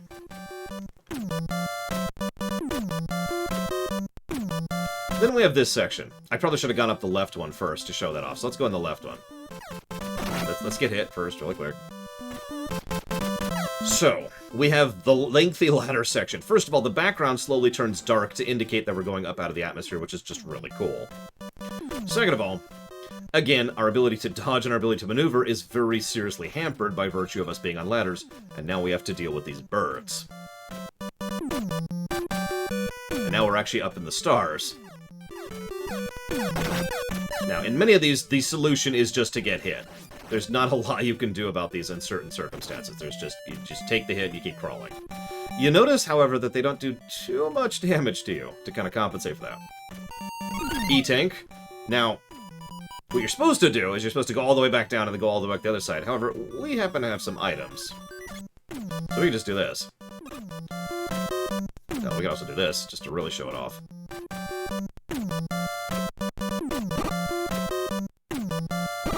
Now, this is funny, because they can just be despawned by being pushed off the screen. Scooch under there. The final area is a lot of staircase-style platforms, specifically designed to encourage you to have more difficult... to try and avoid those enemies. It makes it harder to avoid those enemies. That's all I want to say there. So, I think it's very easy to argue a plus for Crashman stage. It is a lot of basic, but very good... but good stage design.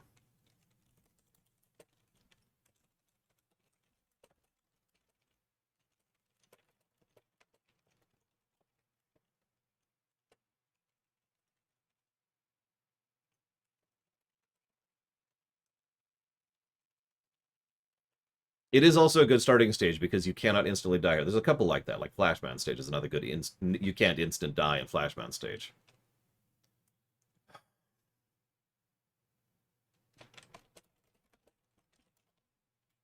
Well, it's okay. So I admit I've always sort of assumed that the place just kind of goes that high up to the point where we're up in space.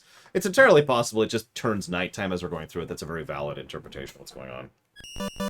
So, Crashman is often considered to be the hardest boss in the game. Just like Fireman, he is completely controllable. I'm going to actually set up a save state here because I don't want to show him off a little bit, okay?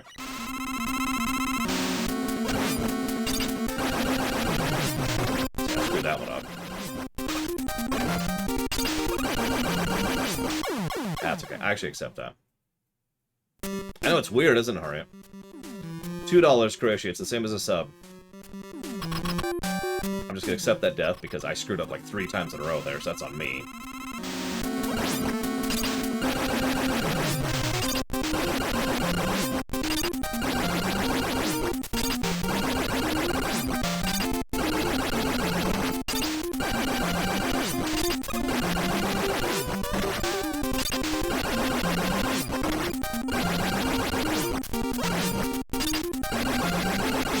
Damn it, I'm doing really badly today. What the hell is wrong with me? I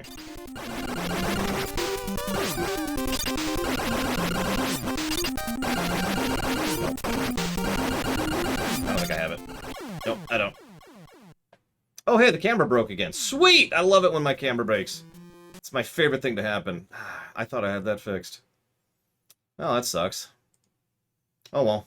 I'll just turn the camera off, then. Off you go. We'll go down to this camera. This is the greatest camera. We've got this backup webcam right here just for this. Behold the terrible camera.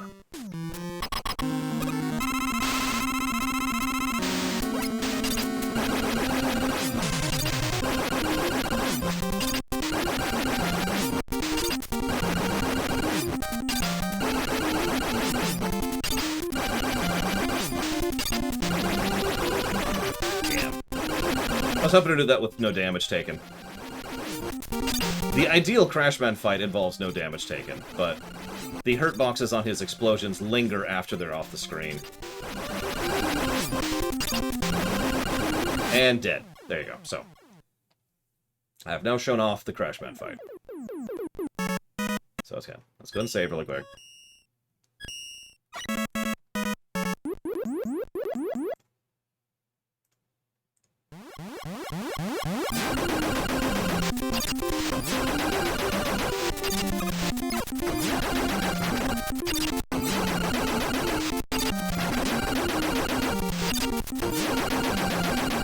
You are correct. Airman is his weakness. There we go. Just had to reboot the webcam because it's stupid.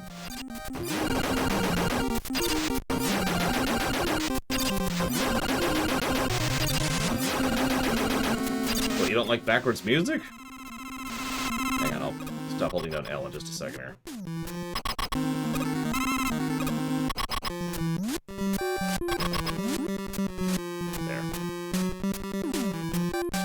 There we go. Camera fixed. Okay, we're back. Sorry, I had to screw with that a little bit. Okay, so let's actually talk about the Crashman fight. So let's show off what happens if you don't shoot at him.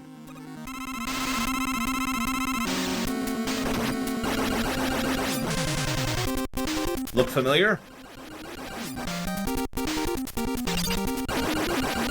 Believe it or not, this is actually the Metal Man AI with only one change, and that's the fact that he moves left and right.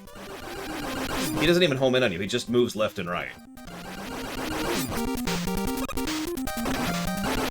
But otherwise, it's the same AI. He just occasionally jumps and shoots, trying to encourage you to keep moving.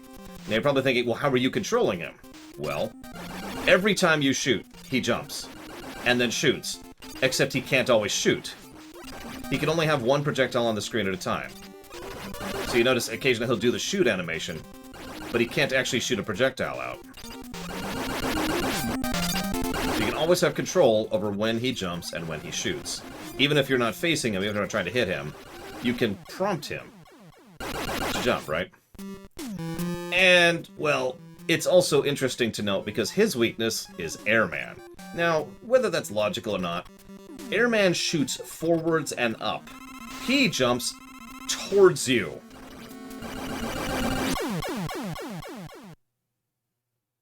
So let's reload the no cheat save there.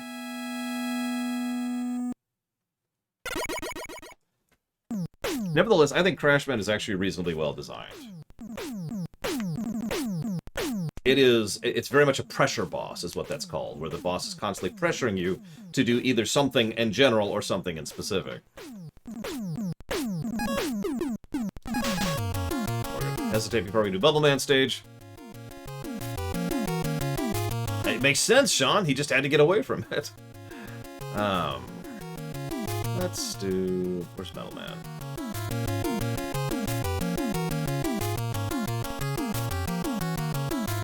I have no idea, Imperial Star Destroyer. It's actually an optional thing. You have to hold down a button to make it happen, so it's just like a little gimmick. So I imagine the answer is because they thought it'd be funny.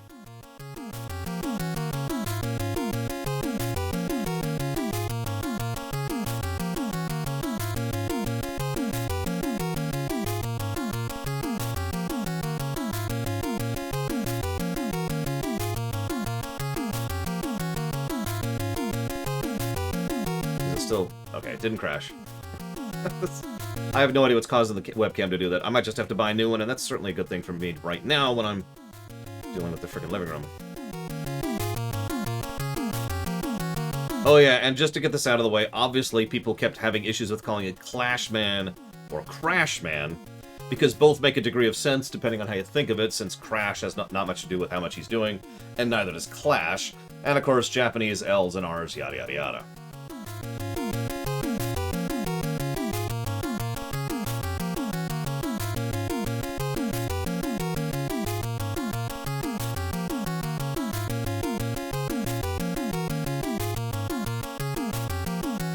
Okay, so, last one.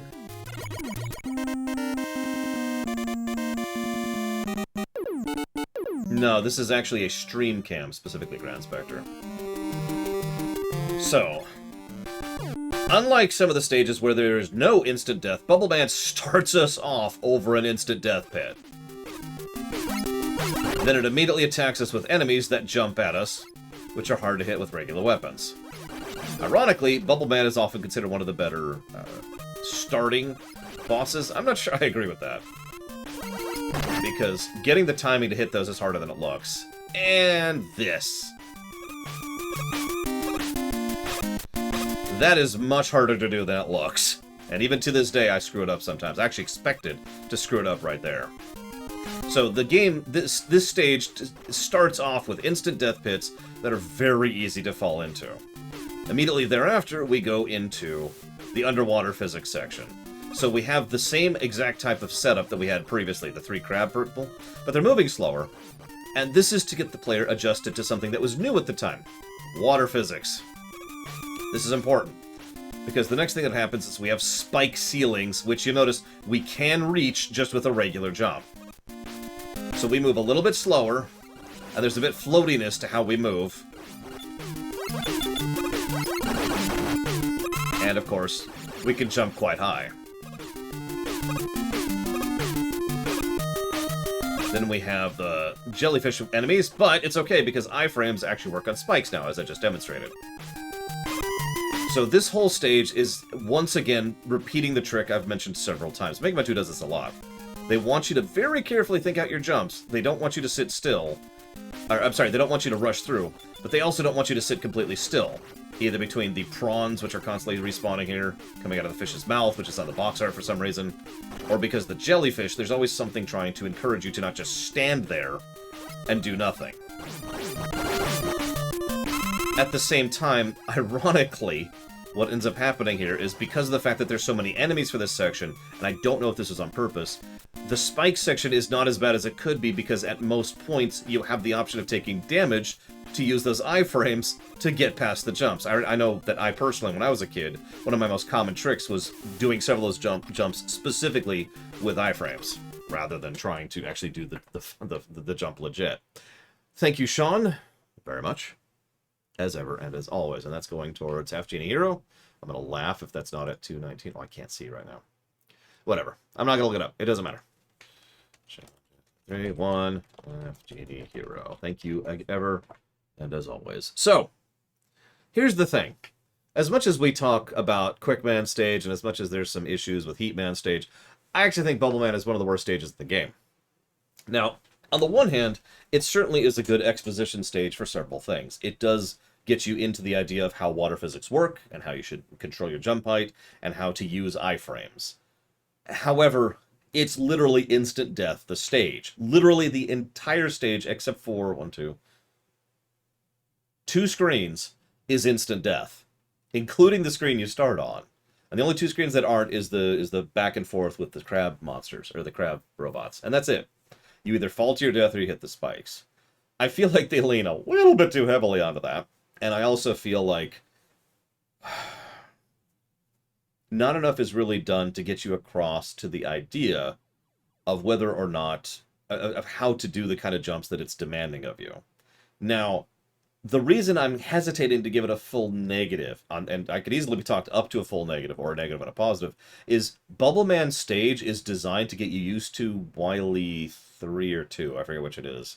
Because one of the Wily stages has a fairly lengthy spike-laden underwater section. I say lengthy, that's of course the complete wrong word. It's very short, it's only like 3 screens long. But I feel like the whole purpose of that is to get you used to the physics and the spikes, so you can be like, okay, when you get to that section, you don't die immediately because you have no idea what you're doing. So on the one hand, it kind of gets you used to it. On the other hand, and on the third hand, S.A. Ross is giving me subs, and on the fourth hand, thank you very much, Ross, as always. I do always appreciate muchly. Thank you. Usual question, if you don't mind. So, what are we thinking? I'm not hearing any feedback from anyone. Apparently I'm talking to myself. This is not the first time this has happened. Am I still live? That happens sometimes. I actually got an email from Google recently saying, hey, we're so sorry about that outage. Here, let's give you $1 as a dollar credit to your next bill so you can have some money back. I was like, okay, thanks. Oh my gosh.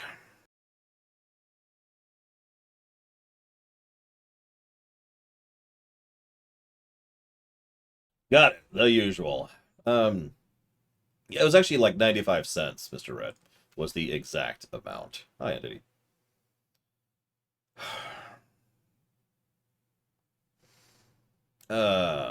Tangled, right. Ruminations, done. I should probably show off a little bit more of it. Hang on, let's grab a save state really quick. And then let's do this.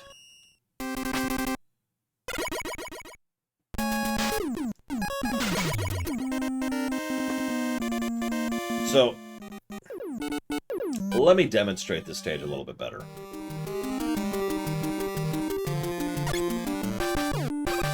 Now, I'm a little bit biased because this is my least favorite stage as a kid. Like, I used to replay Mega Man 3 more than this game because of... There you go. So you see that time delay? That's how much time you have before it starts plummeting. Once it starts plummeting, you cannot jump back off of it, as I'm demonstrating there. See? Cannot jump off that, even though I'm trying multiple times. You only have before it actually falls to jump off of it. So the timing on this jump is much harder than it looks. Problem number 1. Problem number 2 is that waterfall is absolutely destroying my Twitch stream. So that's problem number 1 with this stage.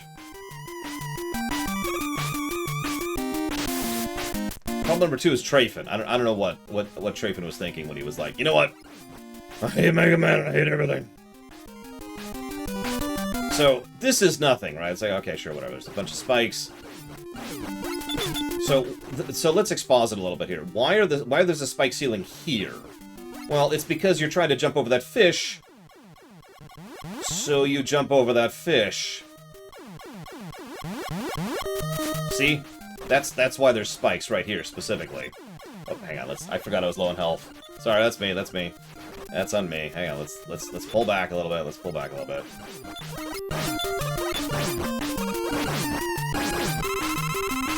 So,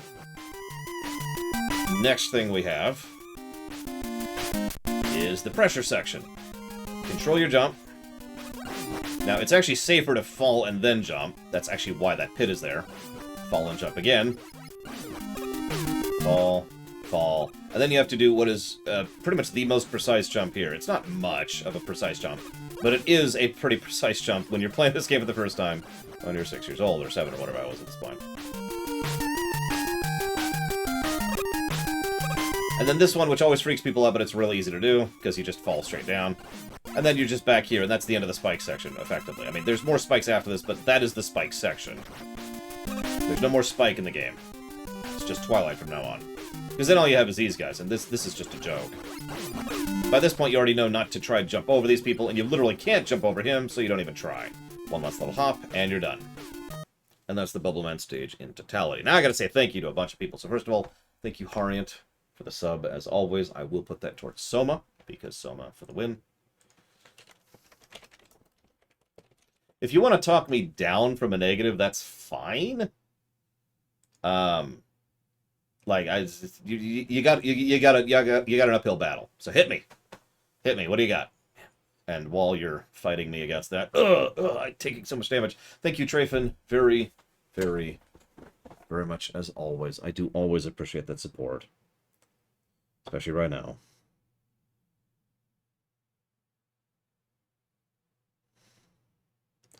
Thank you very, very, very much. I'm going to jot that to... What am I going to... apparently this is all going towards shows. That's a new one. Who would donate towards Streamination? That's just weird.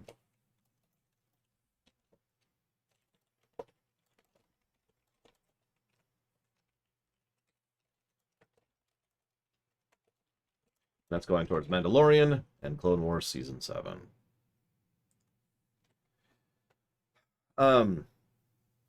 The music is good. I'll agree with that. That doesn't help the stage at all, but the music is good. I mean, obviously every stage is training for Dr. Wily stage, and that's not a joke. This is the classic concept behind the Mega Man formula. Build up, final exam. Right? You spend the 8 stages learning how to do all the mechanics, all the bosses, all the types of enemies, all the configurations of jumps and platforming and all that, and then you have the final exam stage, and that's the Wily stages. Not every Mega Man game pulls that off, but that is the intended approach. And this one does that, absolutely.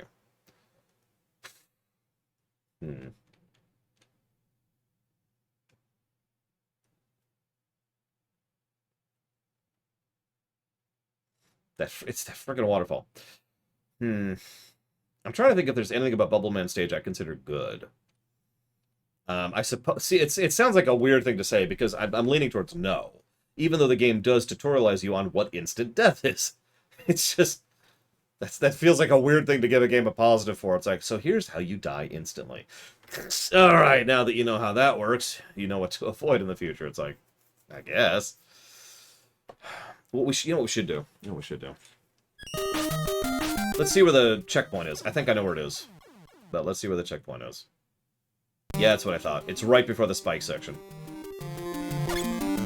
This is an interesting checkpoint placement, and the final reason I think this is a negative, because any death sends you right back to the beginning of the spike section.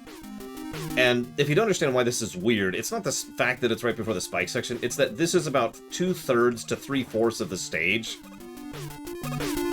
Like, the first part of the stage is very quick and relatively painless, other than those terrible, terrible jumps. Which is also part of the negative, by the way. I mean, the negative we haven't given yet, but if we are to give a negative, that would be part of it. By the way, how many of you have ever done that before? So then we go back to this thing, right? I don't know. I don't know. I don't know.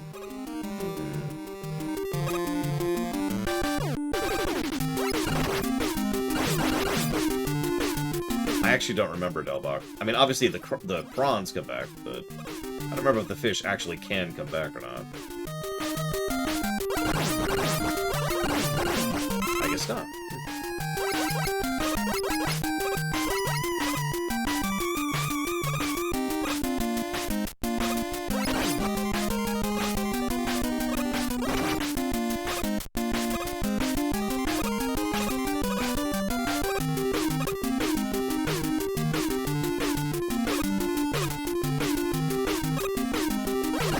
This fish came back, of course.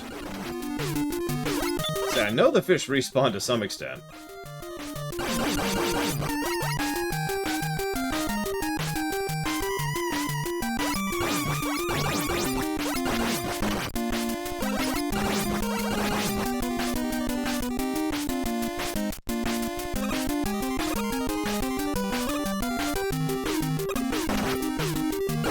By the way, this crab is such a jackass right there. Oh, he didn't actually spawn. Wow. There's a high chance of a crab spawning right here, which will knock you into the instant kill pit, because instant kill pits. So anyways, here's where we actually are.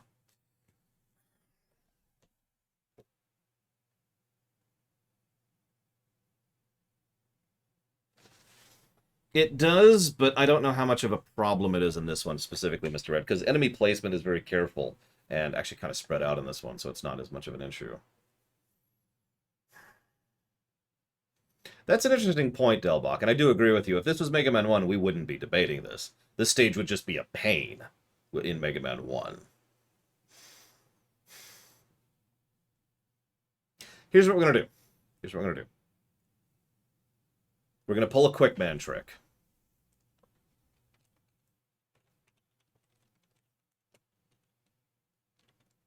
Yeah, just picture playing this. Those of you who've played Mega Man 1 and Mega Man 2, picture this stage with Mega Man 1's controls. Just picture that. Oh.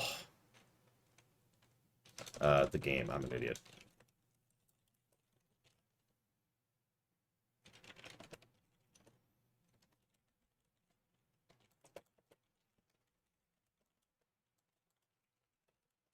By the way, if you're paying attention, these are the only insta-kill spikes, I think.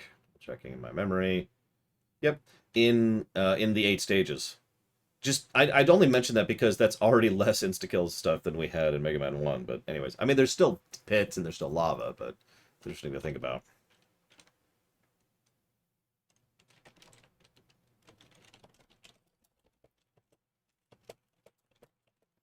Oh god, that'd be terrible.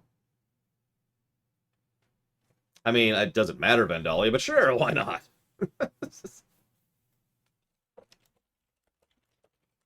So I'm going to have a plus to Bubble Man stage. You already know where this is going.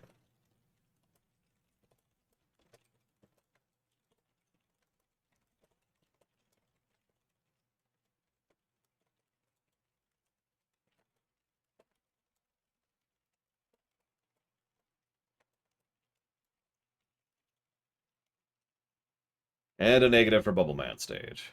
Okay. Compromise reached. Because I can see your point. It does do quite a few things right, and I can agree with that. What I cannot agree with is that the things that it does wrong. So that's easy. We just give a positive and a negative, and we're good. And we move on. Sure, they could have changed up the ending, or changed how the bosses are. They could have turned the score into a ranking system. Alright, hang on. Hang on. So this is Bubble Man. Now, Bubble Man has a tradition and a history of being a joke in the annals of Robot Master bosses. I'm going to try to explain why that is to you really quick.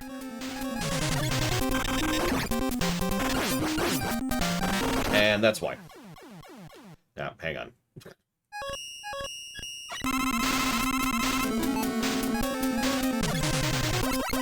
So, Bubble Man is another one of those very simple attack patterns. He floats up while shooting and tossing out a bubble, and then he comes back down, straight down, usually on top of you. Then he floats up, and he comes back down. That is it.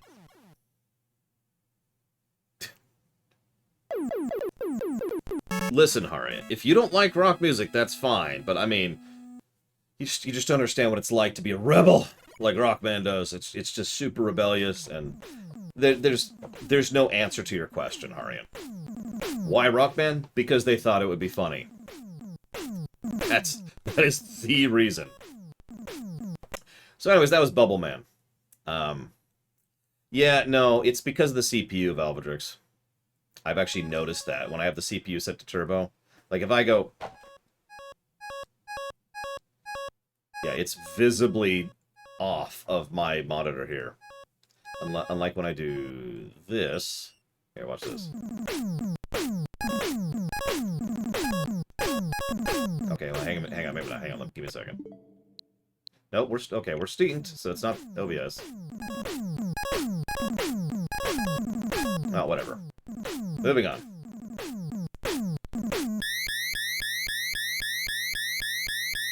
Eyebrows!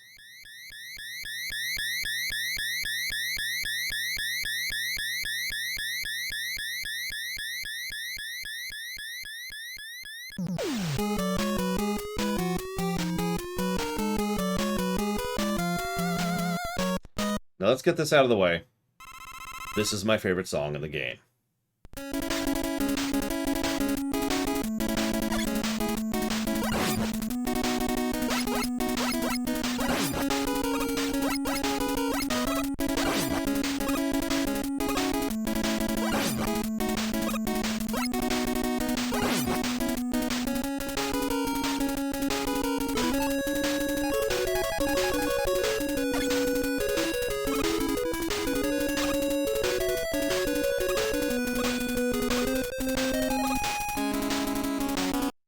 I hate to interrupt this wonderful song. I need to test something really quick.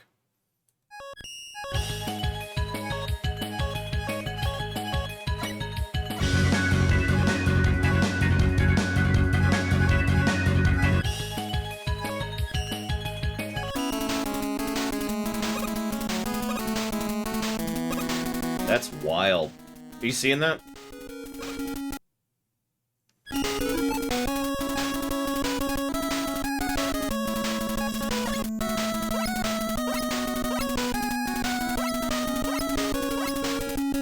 That is wild. What in the world?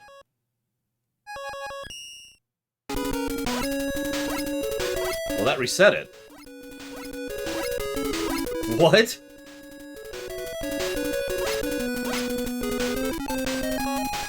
Yeah, no, that reset it. Wow. Okay. Anyways.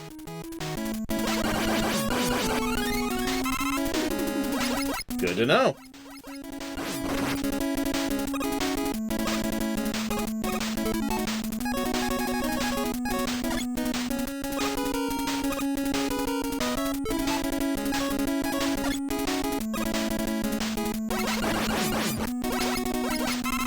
I'm sorry. I'm gonna interrupt the amazing music.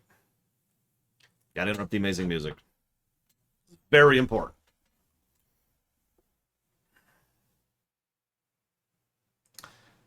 I think this song by itself justifies a second music positive, but we've also had a lot of bangers, so does anyone object to a second music positive?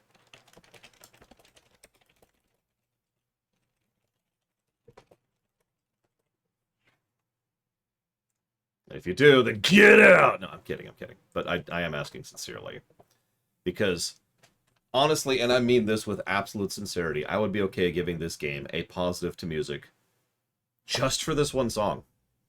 We've done that before. We've given a song a plus to a plus to gameplay or a plus to story, depending on how it's used. And, yeah, no, this yes. But there's some bangers in this game, so what can I say? We've actually heard almost every song in the game as of right now. In fact, there's only one additional song we haven't heard right now. Let's talk the level that we're going through. I didn't want to talk, but I kind of have to. It's sort of my job. I hate talking. It's coarse and irritating, and my voice just gets everywhere. We start off with a nice big empty plain, and then we see like an outer bunker. And then we kind of keep going, and there's another bunker, and then we have to start, and I'll tell you, we're going to start scaling up the side of Skull Castle. Now, we've already given... Oh, wait, have we given? We have not! Oh my gosh. So we're going to give the visual storytelling positive to story. Because this is kind of how that works in a nutshell, is getting to see what's going on and getting the context from the terrain. But I'm going to give another plus to story, or possibly to gameplay. I forget which it is. Hang on, let me actually double check something here really quick.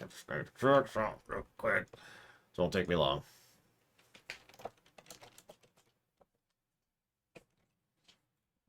It is under story axis. Right. There it is. Yep. Okay, I was right. Okay, cool. All right, so giving another plus to story for visual continuity. Now, this usually comes up as a negative when the game has actually bad visual continuity. But you're probably thinking, how can a Mega Man game have good visual continuity? When we start off the Mega Man, the Wily stages, we see like a layout, and there's like a little map thing, right? That became a trend after this. But the reason they added that, the reason they specifically did that, was so that you have a feel for where you are in the castle as you're progressing through it. That is visual continuity in a nutshell. That's the definition of visual continuity, is having a feel and a vibe for where you're at any given point in the game. So you can kind of, like, you know how a lot of games don't have any visual continuity, so you're just like, everything's just kind of disconnected and you have no idea where you are at any given point in time? Here, you can feel yourself. You approach the castle, you go up, you fight the dragon, then we get further in, we're inside now, we kind of go to this thing, and then we're going to go do the down stretch, and so forth and so on. And you will feel yourself going further and further into the depths of Skull Castle as you go through it, not just because of the actual layout of the stages, like we're about to show off, but because of that map. Plus, to story.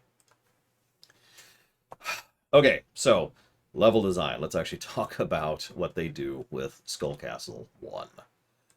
Sometimes it's just referred to as Wily 1. It's the Wily 1. I don't know. Dumb joke. So we start off with a big empty plain and the birds coming out after you. Okay, that doesn't mean anything. We've dealt with those before. And then we have our first unscalable section. You cannot jump over it. You have to use one of the items. Only 2 of the items actually work. Item 1, which gives you the floating pads, or item 3. Now, on the one hand, that sucks, but on the other hand, you can use either and it's fine, and what's the very next thing we find after that? The Metroid items. The Metroid enemies, excuse me, which constantly spawn an infinite amount of these guys to help you refill. So on the off chance you run out of energy, you can just stand here for a minute and get that energy back. Not the best method of approach, I'll agree. But you could see how thought was put into this. This is also why there's one down here, by the way. Because they wanted to make sure that if the player got to this point and didn't have any item energy left in either, which is something that can happen, they wanted to give you a method to get it back and be like, okay, here we go. That's also why it's over there, by the way, so you can go far enough off to respawn it in case you want to. Oops, of course, energy distribution is something they wouldn't invent for a few years. So, also, yeah, surprisingly good brickwork. In fact, we're definitely going to give the graphics positive to Mega Man 2, because of course we are. Now, part of the problem is that guy up there is actually getting in the way of this, so let's just deal with that. There we go. Now, part of the thing here, and of course, I've played this game, so I know this, your weapon energy sticks throughout the Wily stages. So you kind of want to have as much of... you want to be very careful in your weapon energy usage throughout the whole of the Wily section. Now, I felt like it was worth expending that bit in order to get that one up. I'm not sure if that was true. But you'll notice how they immediately give you a energy up here just to kind of make up for it. Oh yeah, and I should probably show off some of the weapons we haven't yet. Like Bubble Lead. Okay, that's the dumbest weapon of the game. Alright, next. Crash... I will show... I actually need all my crash weapons, so we'll keep that. Fine, screw it. Metal Blades!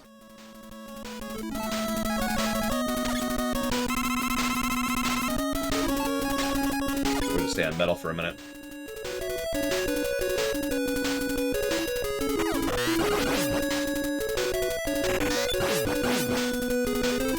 And just to really make sure we get as much of item 3 as we can. And yeah, we're scaling the walls right here. Bit of a breather section, also a recovery area. now we need to do this. Once again, this is an area that we can't make that jump. It's not happening. So, okay, what do we do? Well, by now I hope you've been using the items. This is pretty much specifically designed for item 1. It's still kind of a hard jump. It's a little harder to look than it's harder to do than it looks. You're encouraged to rush through this section. The longer you wait on this screen, the more problematic it is.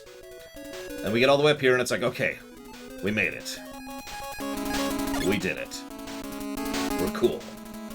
Now we're going inside. Things are getting dark. The platforms are starting to get more spread out. Now they're getting real. Oh my gosh. Okay, we're going to have to be a little bit more careful about this. And then we hit the auto-scroller section. It's always really obvious. Oh my god, there's a dragon! I'm going to die. I'm going to die during this section. What do you want to bet? This is cool. They specifically design it so you have that upper platform, so that if you get hit and knocked back, you have a lower platform to fall onto. That's awesome. I'm sorry. That's a great Wily 1. Now, pay attention. I want you to watch the first stage layout that we just did, because you've now seen the layout of the stage, right? Over, up, in. See? Just like I was just talking about. That's what I was talking about, that map thing. Oh yeah, by the way, epilepsy warning. Sorry. Okay, so plus to Wily 1. I don't think I even need to get my points across, but, you know.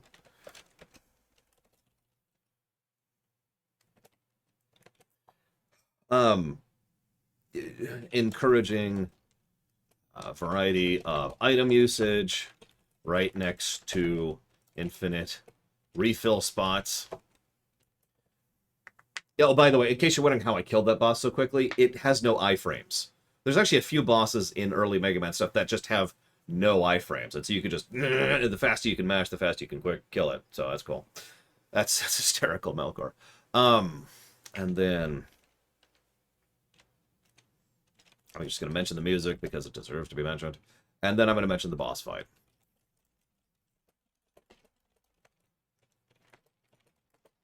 What's the name of that boss? Hang on, let's get a save state really quick.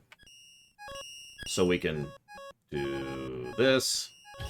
Look at the museum. Oh, I'm sorry, the database. What's the name of that boss? What's the name of that boss? Mecha Dragon! Wow, that's... okay. Most of its body is actually just a hydrogen balloon. Oh yeah, it's weak to Quick Man, by the way. Anyways, so... Mecha Dragon, what a dumb name. Yes, Valerian. Plus to the game for Valerian. I agree completely. Okay, so now let's do Wily 2, or Skull Castle 2. First thing we're gonna do, we're gonna refill. Let's refill 3. We're gonna need that a little bit more. So notice we're now clearly in something far more internal, far more mechanized, and you like instant kill spikes, right? Well, once again, this is a section that can only be traversed with one of the items. They really like that in this one. Boop. Now, hey, we got up here, and this is quote-unquote the easy route. This sucks, actually, because now I have to blow some crash bombs, but that's okay, because you're most likely to do this. So, if you're like me, what you did when you jumped up here is this is the first time you ever used Crash Bomb to kill these. But you didn't start with Crash Bomb. What you did is you did this. Die! Okay, oh, hang on, let's try Heat. Die! Okay, nope, that did nothing. Okay, let's try Airman's. Die! And I just went down the list until I came across Crash, and shunk. Notice how you have very few Crash Man shots, by the way. Very few. I want you to remember that. It's going to be important in a few minutes. So we're just going to drop. I mean, it's safe. It's safe to drop and just ignore all that power-up and all that stuff. We didn't need any of that. We're good. We're good. We didn't need all those sub-tanks and all those lives. Notice how you drop over safety, over the instant death pits. This is the section of these guys that sucks. Now, on the one hand, the purpose behind this is to be a Metroid refill section. In fact, actually, if you don't mind, I'm just going to go ahead and use it for its intended purpose really quick.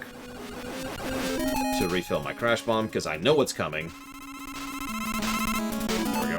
And I just don't feel like getting stuck on that for no good reason. You got very good luck on that. Have some thwomps. Uh-oh, another section we cannot progress. Now, you can actually do this with 1 or 3. I prefer 3 for this one. Now, I usually get hit here. Just for kicks. We're not going to get hit. Just for the heck of it. It's faster to get hit there. Oh. This jump used to freak me out so hard. It's not even a jump. It's just this part right here. In Mega Man 1, that would really suck. Once again, notice how we have the drop into safety. Once again, the drop into safety. And boss time. And we're absolutely going to use Metal Man's on this, because I don't feel like screwing out with this guy. So the way this boss works out, he comes out, he attacks you, he attacks you. It's a set pattern every time. When the two merge, they home in on you, and they shoot at you. They also hurt a lot, as you can see. The only actual safe spots to stand are the spots that have already spawned one, as I'm kind of demonstrating right now. But this is a fight that is absolutely trivialized by Metal Blade because of the octo-directional shots. I honestly feel like one of the biggest reasons why people remember Metal Blade so fondly is because of this fight. I'm not sure. Buster only on this guy really sucks. Speaking from experience. So yeah, not a very memorable boss, not a super memorable stage. This stage looks super short. This should be super easy. I definitely didn't die here over and over as a kid. That would be insanity. Looks like we're still not desynced. That's good. I'm willing to call Wily 2 a wash. It's fairly simple. It is exactly what it should be. It is a final exam stage. Do you know how to use item 2? Do you know how to use item 3 or 1? Do you know how to refill your energy? Do you know how to dodge the spikes? Do you know how to dodge the enemies?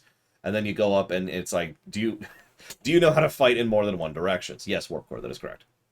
So you have to, like, if you're paying attention, there are other weapons that shoot up. You've got Leaf Blade, which I don't actually know if it works in that boss, and you've got the Airman's air shooter as well.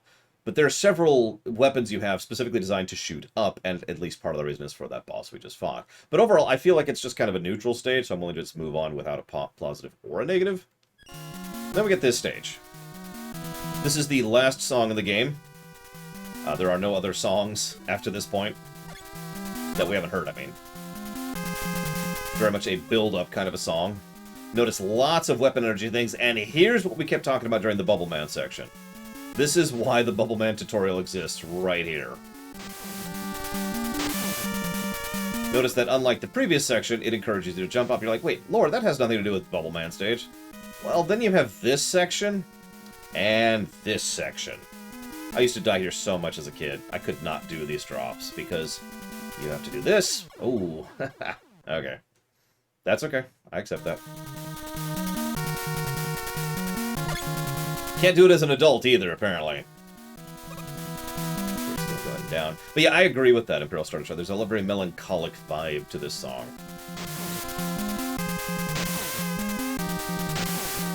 Yes, Wily 3 is, it's very short. I pointed that out during the map section. It's just this tiny little section. In fact, we're already over halfway through it right now.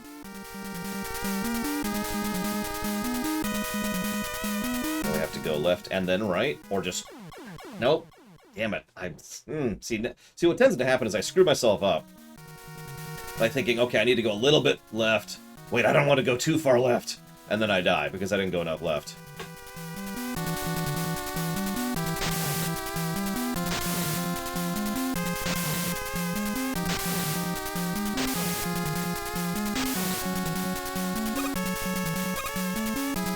Might actually game over on this, which is fine. We can show off what game overing does in this kind of circumstance.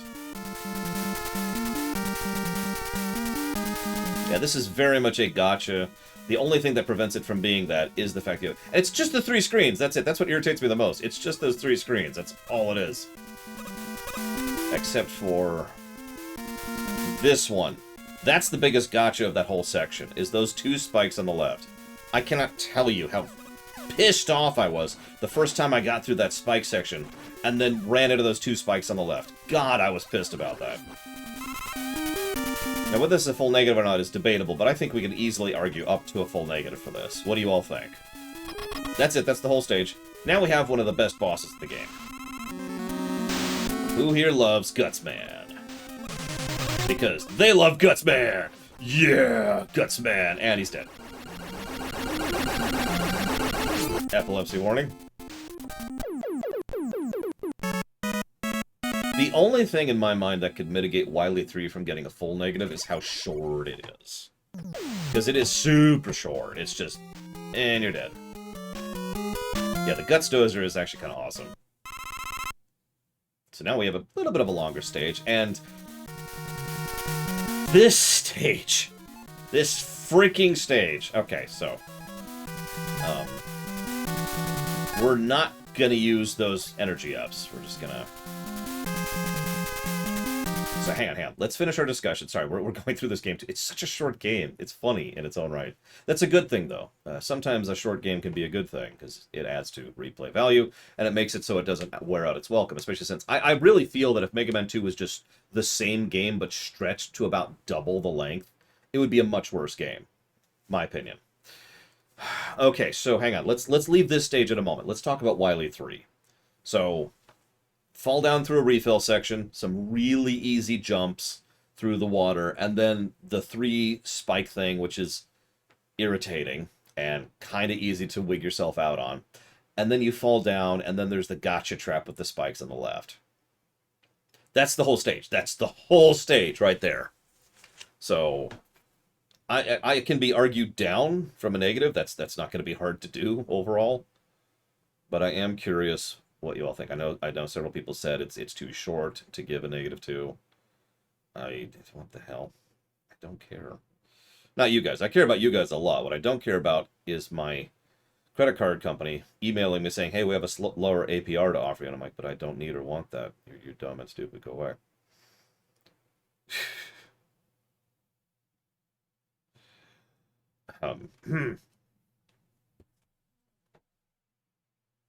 Wily 3 would absolutely be a negative if it was longer, I agree. It kind of goes back to what I was talking about earlier. As is, I could be argued down from a negative. I would. It's not that hard to argue me down from a negative for Wily 3. I think it's another non-positive, definitely. Which is a shame, because Wily 1 was awesome. I actually don't remember, Delbach. Hang on.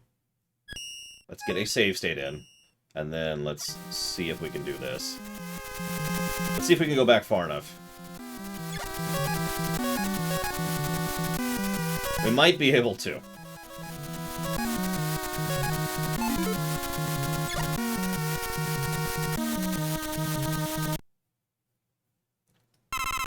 Rewind is so awesome. I'm sorry, Rewind is so awesome. I wish I could go a little faster, but it's still awesome. Okay, so here's Guts Dozer. Guts Dozer is such a basic boss, I don't really feel the need to say much about him. He's a fan favorite, but there's not much to him, really. He's easy on any difficulty. Sorry, epilepsy warning. Even if you don't use his weakness like I did. Okay, so let's die deliberately. Like, all he does is he either throws out mets, or he shoots out pellets out of his hand, and moves forward and back. It's very, very boring. There's nothing to it. Okay, so let's die.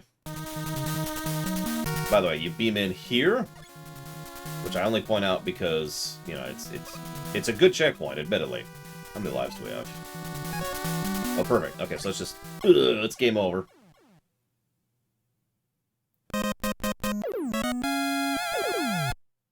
Now, obviously, if we go to stage select, we'll start over. Okay, so if we continue, it does put us in Wily 3, so okay, that's what we wanted to know. Okay, so I'm gonna be willing to talk down from that negative. However, negative for this stage. Because this stage sucks. And there's 3 really big reasons why this stage sucks. So, that's reason number 1. This is straight up gotcha, right here. This is literally the definition of a gotcha trap. Now, they kind of try to tutorialize it a little bit, but they don't really, because You can just completely skip that little tutorial gotcha, and you can just keep going up. This is the actual tutorial.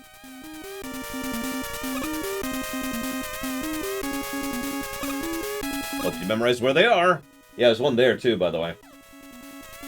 Now, this is kind of a neat concept, but the problem is nothing indicates it other than memorization and trial and error. So, the only things you have to figure this out are knowing it's there, right? Those are instant kill spikes. Now, hang on. Before someone points it out, I want to point out there is one method you have to do this. That right there. Bubble lead. Now, you notice I've called it bubble lead a couple of times on purpose. That's because some people argue it's not called bubble lead, it's bubble lead because it leads you to where you should go. Specifically because that is its primary usage of the game, other than killing the final boss, obviously. Whether that's valid or not is up to you. But, yeah. I still think that that's some cheap stuff, especially since they don't do it again. Like, that feels like a section that's, like, building you up for the concepts. Like, okay, now I gotta be watching. And I remember the first time I went through this screen right here. First time ever as a kid. And I'm like, oh god. Oh god. Okay. Okay. Okay. Actually, that's not true. What I was doing was this. Okay, those are safe. Okay, those are safe. And just doing this for, like, the entire rest of this freaking stage, but especially that stupid hallway. Then we have this section. Now, believe it or not, this section's actually pretty easy. And this is why. However, this interrupts the music. So that sucks.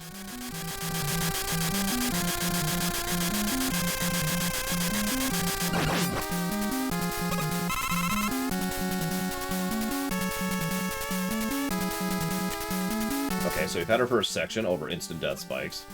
Then we have this section. We have to make that jump. It very clearly shows us, and it does give us time to understand what we're coming up against. It gives us a chance to see what's coming and know that we're going to have to jump. We can't just ride the elevator. So I'll give you that one game. Then we have this mess. How many of you got to this screen and just kind of 404'd on this? You just don't jump, Valverdrix. If you don't move at all, you can also drop. If you don't move at all, you just hold on to the shield. And it just stays there forever. The moment you jump, see.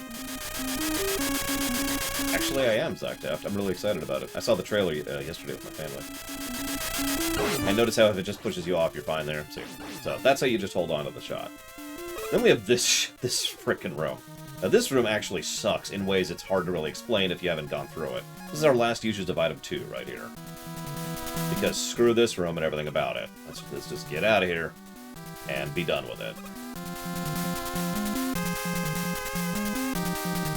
So then we have these things to deal with.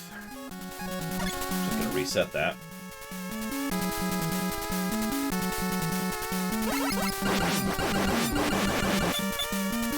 Over him. No! Ugh. As usual, the shots do less damage to the people. Whoa! That's bad. That's actually really, really bad. Oh, Jesus Christ. Okay, hang on. I need this guy to drop a health. He didn't drop anything. Cool. So that stage kinda sucks. It's not the worst, but it's longer than Wily 3. And it has more issues than Wily 3. It's got the invisible platforms with very little to indicate that that's there. How many of you even thought to use bubble lead in order to be able to progress through that section without someone else telling you it? You'll notice I'm not raising my hand because a friend of mine told me that trick. So, okay, cool. So that's frustrating. Then we have the music, which I actually kind of like this song, but then again, I've done a remix of the song, so I'm a little bit biased. But it doesn't quite line up with the pressure and tempo of the stage. This is a very high pressure stage. Then you've got the instant death spike pits, which if you do that section buster only, really suck. Really, really suck. And just doing that without the shield to deal with the fricking metal cylinder things. And all of that sucks.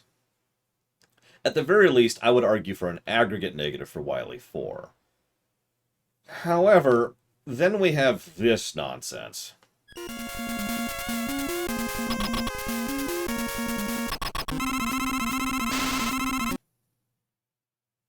this freaking boss. So I need to pause to really... Hang on. I can just do this. So, let me... Okay, I can't, apparently, because I just did the music. Alright, so let's really talk about this boss. So there's several security bubble things. I don't even know what they're called. What are these things called? Let's look that up real quick. Let's just look this up. This boss is just the worst. Here we go. It's Mega Man. Here we go. Mega Man 2, bosses. What's the name of you? This is called the Boo Beam Trap. That's the name. That's the frickin' name. Alright. So, or Boob Eam Trap, however you want to think of it. Boobeam Trap is what these are actually called. So, some of these, so there's the barriers in the room. Those are only destroyable by Crash Man's weapon. You absolutely have to destroy several of them in order to progress. Now, we'll come back to that in a minute. The boss themselves is only weak to Crash Man's weapon. You're already starting to see the problem. And there is exactly enough ammo, if you do this perfectly, to kill exactly as many barriers as you need to, which is not all of them, and still be able to kill all of the different enemies, all of the boo beams. That's already pretty aggravating. Hang on, it gets worse. So, for the longest time, I assumed this was the intended strategy, and I'm not sure if it was intended or not, but it certainly was the strategy that was in a whole lot of strategy guides at the time. What you do is you go into this room, and rather than doing it perfectly, what you do is you take out all the walls and then you die. On purpose. You have to make sure you have the extra life. Once you die, you respawn back at the checkpoint, and then you have to farm energy pickups to refill your crash weapon. Once you've successfully refilled your crash weapon, then you go right back down to the guy, and then you go ahead and fight the beams again. And this time, none of the barriers are there. The barriers stay gone if you destroy them. So that's the other method of getting through this. Near as I can tell, based on interviews and behind-the-scenes stuff and some concept art, what I've been able to divine from this is originally the barriers going away, as in, let me say that better. Originally, the barriers not respawning upon death was actually not true. They respawned just like anything, and you were just supposed to do the fight perfectly. At some phase during the refight, during testing, they looked at that and were like, that's too much. That's too much. And so they changed it so that those barriers do not respawn on death, so that they stay gone and you don't have to deal with them in the future, giving the players another way to deal. I still think this fight is bullcrap, but imagine if you had to do this perfectly and there was no other method to do this. Okay, so you can also do this. I'm going to show it off in a second. Hang on. These things hurt like hell. This is how you avoid taking damage on this fight, because dodging those things is much harder to do than it sounds, especially if you don't know what we're doing. So we don't want to destroy this one. That's a trap. Now here's the funny thing. Doing that trick I just did, it's a glitch, let's be clear. The game doesn't get credit for that. It's basically the pause trick 2.0. But there's a catch. You can't do that while there's a weapon active on the screen. If you don't understand why that's significant, allow me to demonstrate.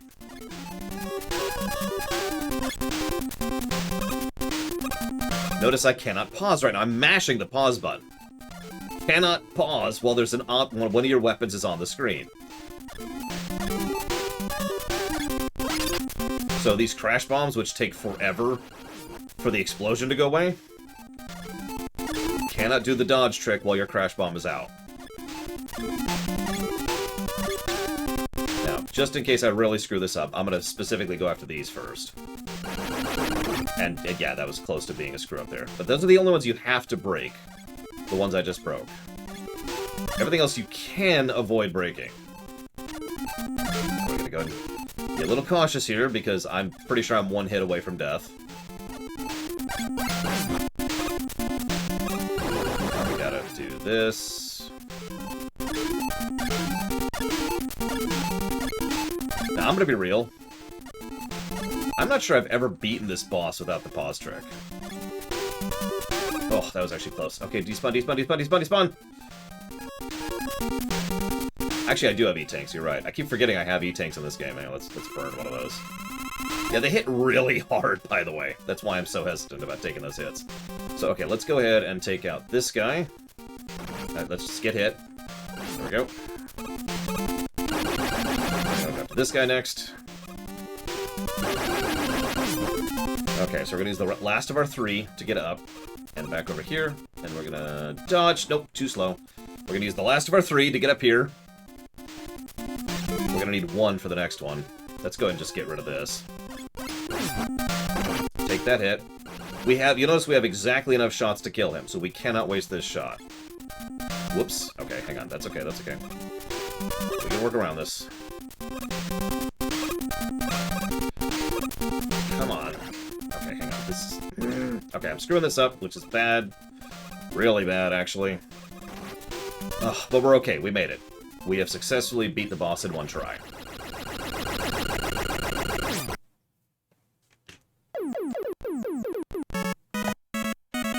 Screw that fight. Screw that fight. So. Yeah, you'll notice I came very close to running out of item, which I sort of needed to be able to get through that. I love Mega Man 2. Screw that fight. No joke, Wily 4, which is the stage we just went through, and the boss we just fought, is the reason I started speedrunning first 8 bosses only. Because it's really fun, damn it, Horian, it's really fun to go through those first 8 bosses, and then you get, and even Wily 1 is like a victory lap. I love Wily 1. I almost always do Wily 1 just for the fun of it. Wily 2 is okay, Wily 3 is passable, Wily 4 sucks. It's the barrier. And yeah, screw that fight. So, here's what I'm thinking. Let's give a negative to Wily 4, and let's give a negative to the Boo Beams.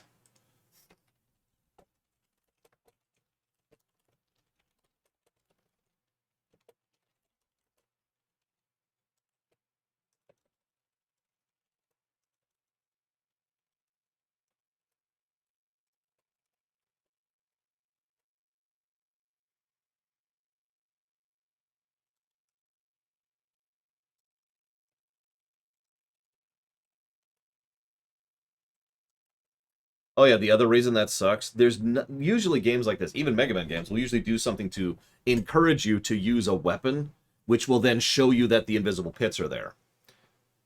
They do nothing in this case. All they do is just, they rely on you to know how the bubble beam, it's the bubble beam, excuse me, so not Pokemon.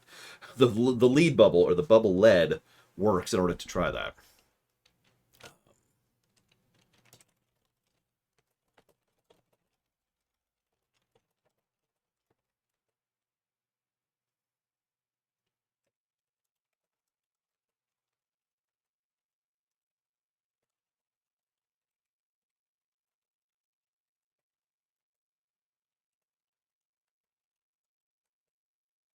Oh, and in response to Venter's, Crash Bomb is the only thing that can hurt that boss. You can't really get soft lock there, not really, because the worst thing that's going to happen, the worst thing that's going to happen, is if you die and game over, you start over at the beginning of Wily 4 with full weapon energy, and you just kind of start over. But you do respawn at a point in which you can go and farm energy ups, and that is indeed, like I said, one of the strategies you can use. So you can't fully soft lock yourself there. What you can do is get stuck in the boss room and be unable to do anything, and just your only option is to die.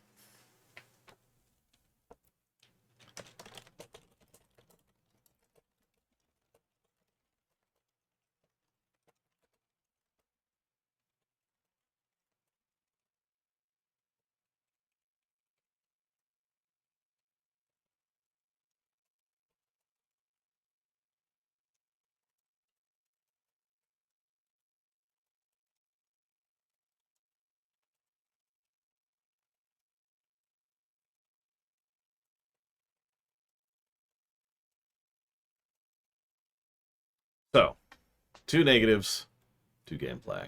I love you, Mega Man 2, but good God. Now, the good news is, that's the end of the negatives, right? No, because now we have the boss refights.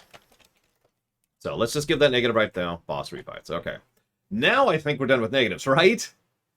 We'll decide in a minute. But first, I do want to say thank you, Ciela. Very much, as always. If Zach Taft would like to let me know what that sub goes towards, it shall be so. Okay, so, Wily 5, aka Boss Refights. So, I think it's this one. Yep. Let's just do it for the memes. Now, I don't suppose you noticed what just happened there. Obviously, Metal Man is weak to himself, which is hysterical in its own right. He has proper weaknesses, but he's weak to himself. But the real problem there is that all of these enemies drop health when they die, but if you happen to be on the teleporter when they die, you immediately warp out. You actually saw the health drop there for just a second if you're paying attention. Right there, see? And then you warp out. Halo Wars 2, you got it. Give me 1 second. Let me write that down. Done. Thank you again, Ciela, very much. Okay, so. And yeah, this is absolutely a boss refight negative. It's not the worst, because there are plenty of ways around it. And, you know, they actually do drop a full, large health upgrade, or health up each time. And you kind of have to be deliberately screwing yourself over to go. There's no context for this, and the rooms aren't even the same. It's just the freaking empty room. Now let's go and show off this, because I talked about it last time. Oh, I'm sorry, it's actually half his health. My bad. I forgot about that. I haven't used Flashman on him for so long.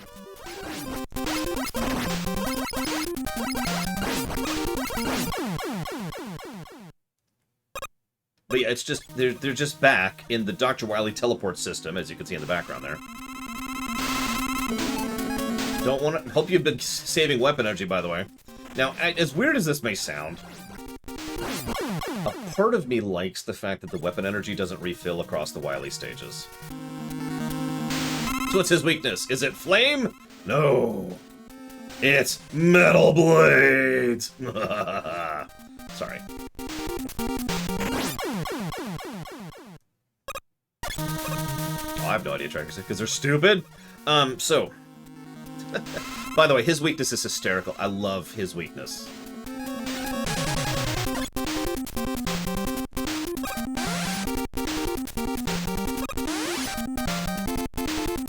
Aww.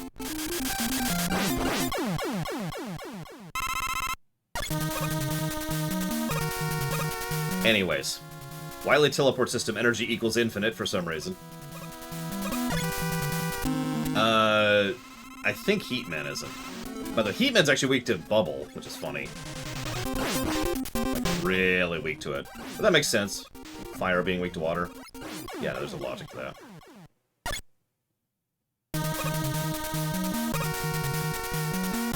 But this is the essence of why I dislike the boss refights. Here they are. Here's the bosses again in empty rooms with no thought or effort put into it. It's just, here's the boss fights again.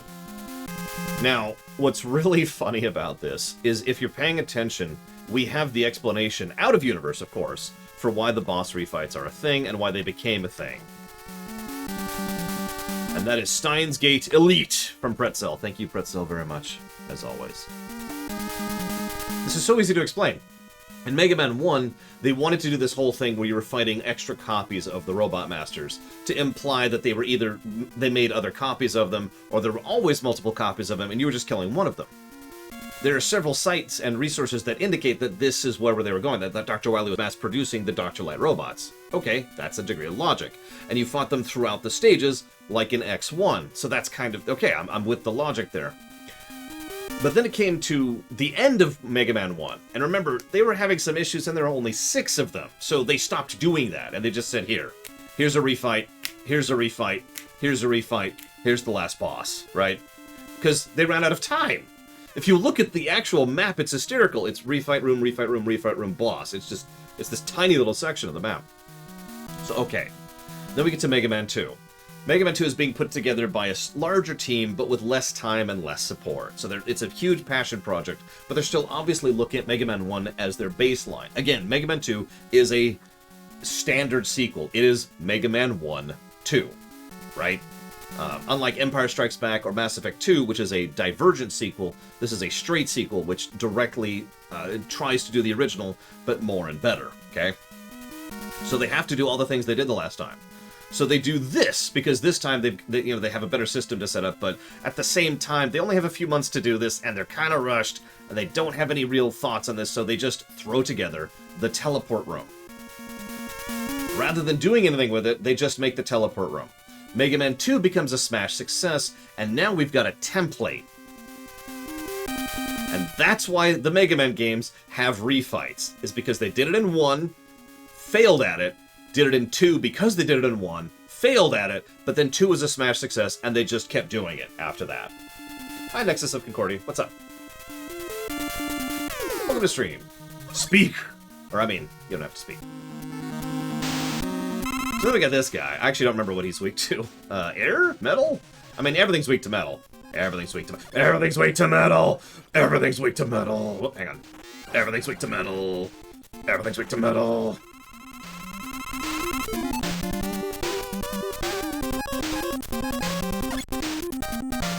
Hello? Hello? There we go. Oh, come on. Okay, whatever. That's actually bad, because now we're pretty low on stuff. And so it was, Nexus of Guard. We usually stream about 10 hours a day, so it's pretty easy to catch me.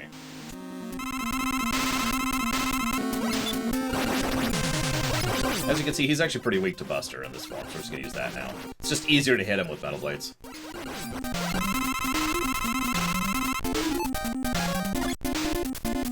I already answered that question, Trihexia. Omega. By a mile. Damn it. So the problem with this fight is his bubbles, which are actually hard to dodge, hit like a truck. Now I'm going to go and accept the death because we're not cheating on this game. But that means we have to do the refights again. So...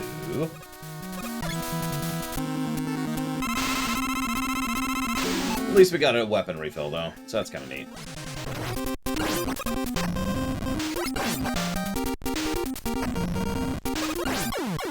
Oh, I guess I got hit.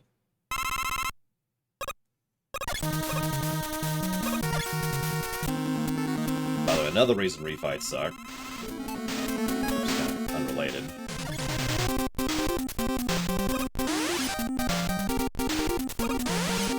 By the way, his shots also block your shots. The Wily machine does. So that's another reason that sucks. Thankfully, this isn't like Mega Man X, 7 or like 4, where the boss refights take absolutely forever. I guess I'll show this off briefly. His actual weakness is that it literally one-shots him.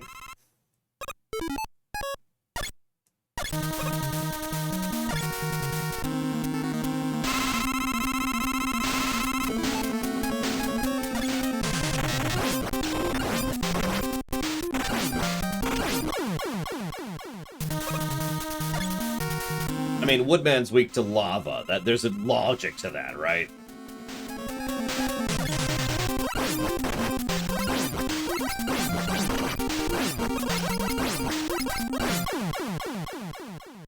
I imagine most trees, if you submerge them in lava, they wouldn't turn out super well.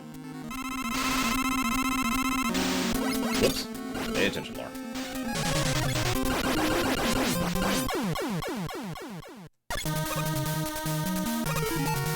I don't remember what Metal Man's other weakness is. It's been a little time since I've used it. Alright, hang on. What's Metal Man's other weakness? Someone look it up. Or not. Too late. I screwed up.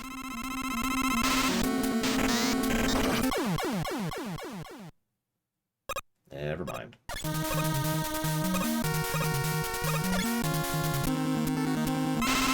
Speaking of being weak to interesting things. Didn't hit me. So anyways, back to this. Oh yeah, no, they totally are Nexus of Concordia. Which is funny, because they lean into this more in Mega Man 3, but arguably in a much worse way. So let's talk about why this boss fight kind of sucks. The main reason it sucks is because it's kind of hard to see the attacks, and they block your shot. That was just... they hit like a truck, too. Fine. They block shots. He has a narrow vuln window.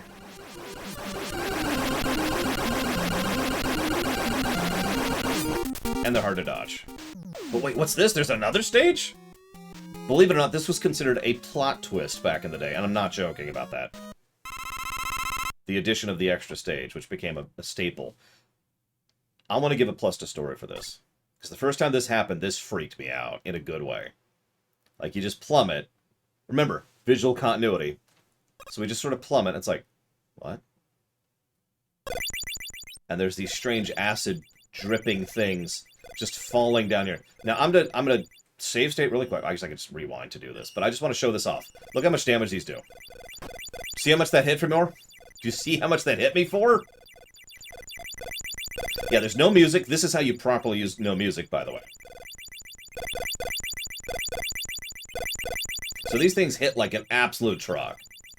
It's pretty much straight up acid, and it just rips right through you, which makes a degree of sense.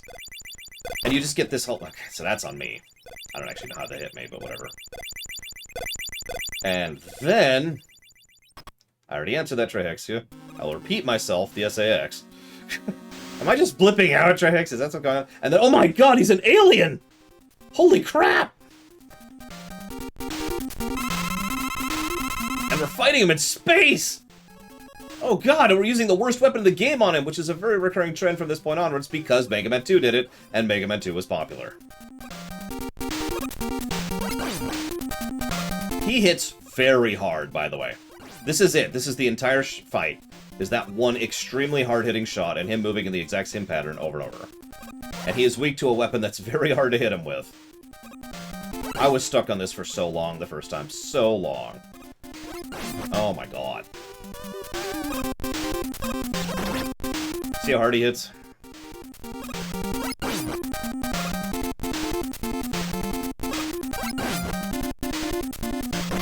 Too early. And I'm dead. Wow, yeah, okay.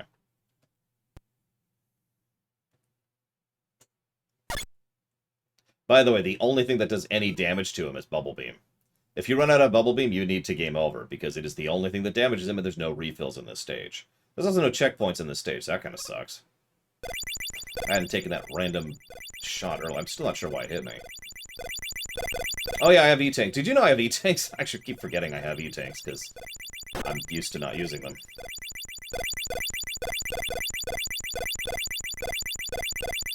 Buster only.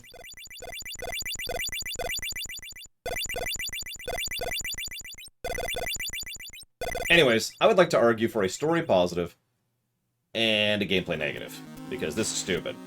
But we'll explain this in a minute. Hang on, just bear with me for a second.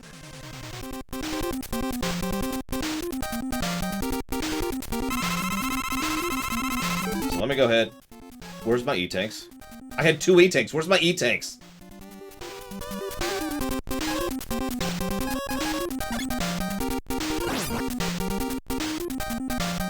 I should probably mention he has no iframes. So if you do it right, you can actually hit him twice. I think 3 times is the max. If you do it really well.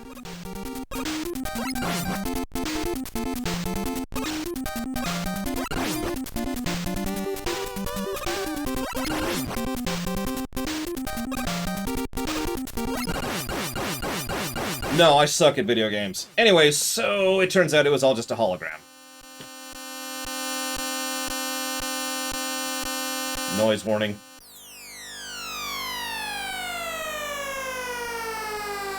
I actually think this is pretty cool, and it's very in character for Wily, and this is also kind of a meta joke. So I'm going to pause in the middle of this. Sorry, I hate to interrupt. One of the things that was extremely common in NES games is you're fighting normal enemies, and then they turn into demons, or aliens, or demon aliens, or alien demons. No, seriously, think about it. Think about Ninja Gaiden for a second. Think about Contra for a second. It was very common throughout a large portion of NES games for you to eventually be fighting some gross, ugly thing, because that's just kind of how games were designed back in the day. So they apparently got together and were like, you know, it'd be really cool. Let's make Wily one of those alien things, but it's just a hologram. Oh, that's a great idea. And so it's just a hologram. It's just Dr. Wily messing with a hologram control, trying to screw with us. Because that's so logical too. There's a weird amount of logic to that. Instead, we defeat the hologram, overloading it with the bubble beam, the only thing that can hurt it, because it's just a holographic projector, right?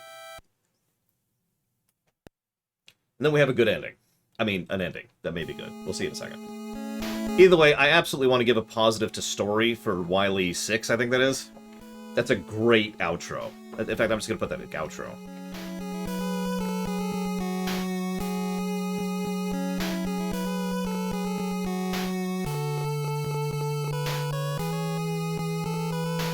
Absolutely horrid. This is kind of cool, too, as we go through the seasons here.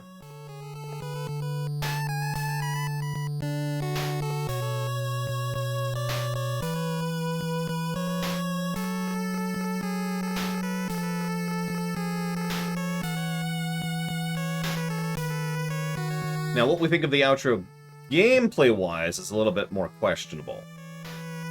Because that last fight kinda sucks. If it's not obvious. So, the acid hits very hard. The boss hits very hard. He has a very simple pattern. There's not much to him. But there's a weird... So, the longer the fight goes on, the more he gets offset, and the harder it gets. So you really do want to kill that boss as quickly as you possibly can.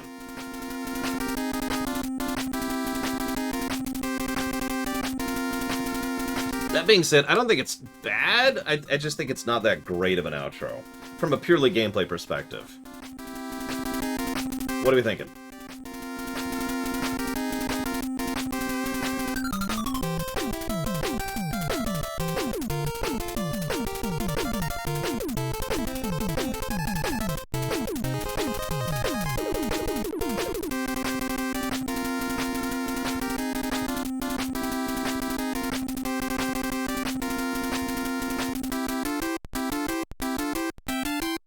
I've been thinking about it, Ross, and as much as I hate myself for this, I'm not going to give a third positive to music for Mega Man 2. There's Inafune again.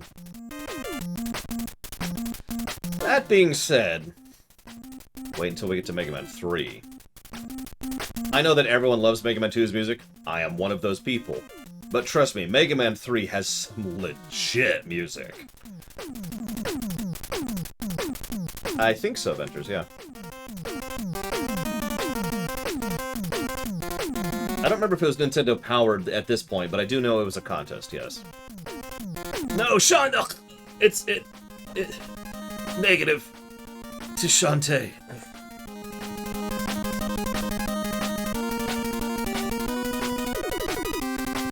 Yes, this became the Mega Man theme for pretty obvious reasons. Let's go ahead and do our audit, shall we?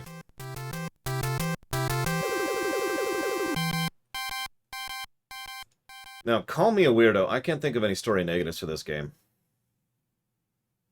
We'll go through the audit, but I don't think we're going to come up with any. Which means this might be one of our better scoring Mega Man games on the story axis. Mostly because what it does well, and what it doesn't do at all. So let's see. Atmosphere, Babylon 5 effect, banter, branching narrative, camera work, characters. None of these apply. Cinematics, consequence, cutscenes, dialogue, doodads. Doodads. What do we think of the doodads of Mega Man 2? I did, Grand Spectre. It's right. It's negative number 7 on the gameplay axis. Oh, did I not? I probably didn't update the HUD. That's on me. That's on me. I'll just get rid of this. See you around, Darth Medoro. He will never return. Doodads. If you don't know what Doodads is, then apparently you haven't been watching me for very long, because I've been banging on about this for like 10 years. Here, I can actually show you. Let's get right back into the game. Doodads.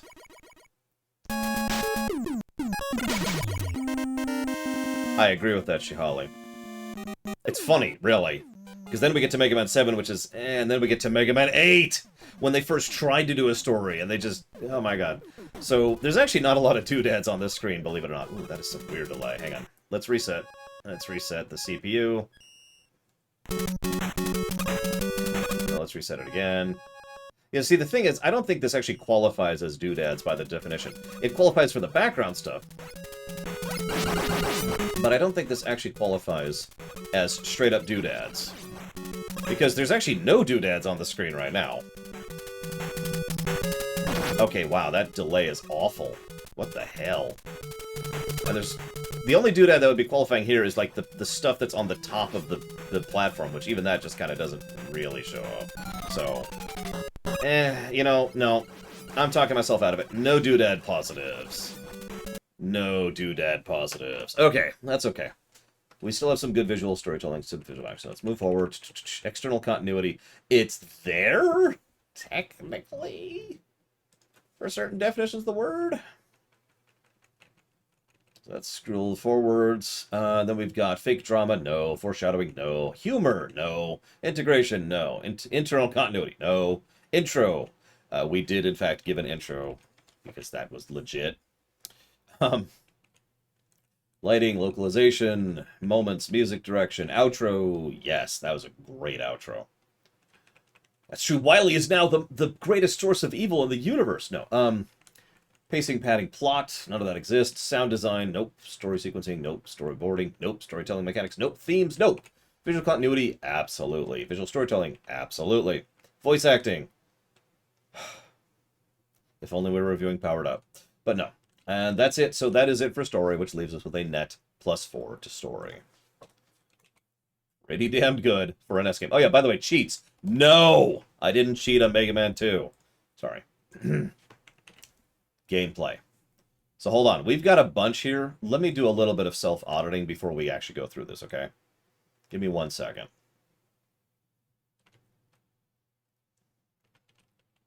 So we're going to have save system, which is a good. The rewind, which I'm not sure where I put that. I think I put that under quality of life stuff. Yep, there it is, quality of life stuff. And then that, and then 2 music pluses, because duh. And then stage, boss, itemization. There we go. There we go. Whoop. And then we've got no music pluses. This music sucks. The worst music ever. 0 out of 10. Let's see. Stage. That's 4 stages at least. That's all I really need to see because we don't track past 4 on the audit list. We did give 2, 3 negatives to stages. That's fun. It's still better than Mega Man 1. Alright, so then we have bosses. We have a few good bosses. There were some good bosses in this one. Go over here to bosses. Alright, so we got Quickman. Surely we had more than Quick. I guess we didn't. Okay, so whatever. Correct. Well, it wouldn't get a negative, Richard, but it would not get the positive, so it would score worse. This is, again, why I said it was so important way back when we started this whole franchise with the Zero series to define if we were reviewing the collection version or the original version, because it changes stuff like this. Mega Man 1 would be a net negative without the collection. Think about that for a second. Anyways, okay, so itemization. Okay, kit. We need 2 kit pluses because we've got the weapons and the items, as it should be. Boop, boop. There we go. Okay, then we have difficulty, which is a negative because it's lazy and stupid. Stage. Boss and boss. So that's it. Okay, so now let's do the audit. All right, so AI design doesn't really apply. There's no quests. Animations. No. We won't get to good animations in the NES era. Probably until we get to 5, I would say. Maybe, somewhere around there. Audio spam, not an issue. Auto battle does exist. There's no leveling. There's no backtracking. There is a bestiary. There is a bestiary. I actually forgot about that. Hang on. We got to give the plus for the bestiary. So, plus for the bestiary, because collection. This is why we audit this. Bugs? Not really. I mean, there are actually bugs in this game, but there's only like 2 of them, and they're not really... They don't make the game worse, so pass. Built-in cheats. No, actually. There's no built-in cheats for these ones. Camera doesn't apply. Choices doesn't apply. There's no co-op. Controls and core combat. So unlike Mega Man 1, this game controls very well. Again, if you've played the game, you know exactly what I mean. There is a very precise nature to how Mega Man games play. It's actually one of the reasons I call Mega Man style games precision platformers, because you have such incredible control over how you're doing it, and it's just... And it's just... I don't know, it's hard to explain. So...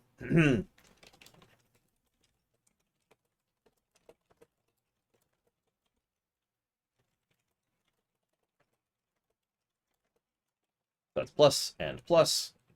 Then we have Cosmetics. If this was powered up, we'd give cosmetic pluses. Crashes, difficulty curve. We already talked about that. I think. Yeah, no, we didn't actually. What do we think about the difficulty curve for this one?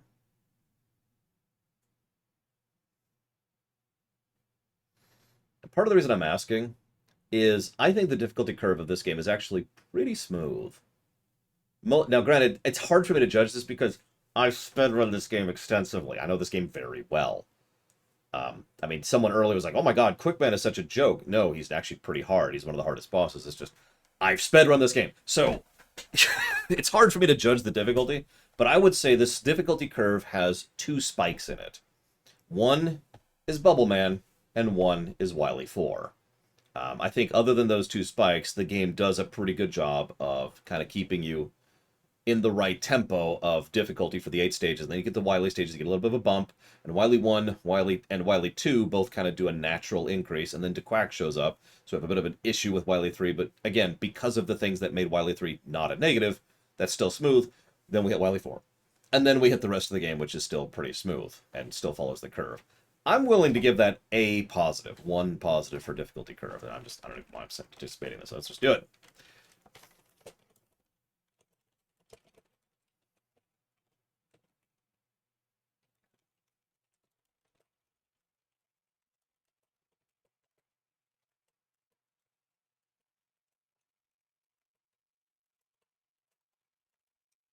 Yeah, this is already reviewing better than I thought it would, to be completely honest.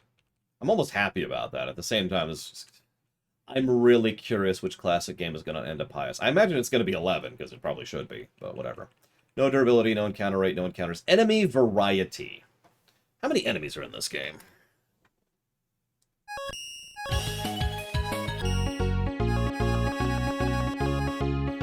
Oh my god, it's an alien!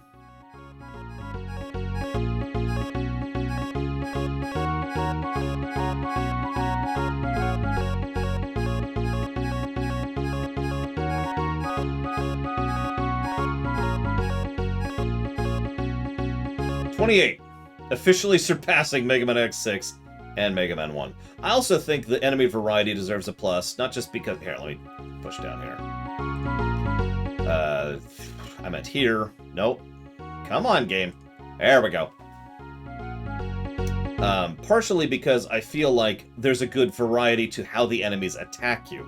Yeah, they all look visually differently and there's lots of them, but if you had 15 enemies which all acted the same, that wouldn't be good. But pretty much each one of these is unique in not just visuals, but how they attack you, what kind of operations or movement or whatever that they do.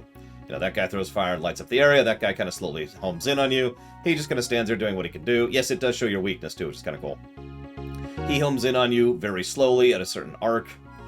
He kind of jumps down and then runs right into you, and so forth and so on. Every single one of these enemies has a variety to it. I think we can easily give 1 positive for enemy variety.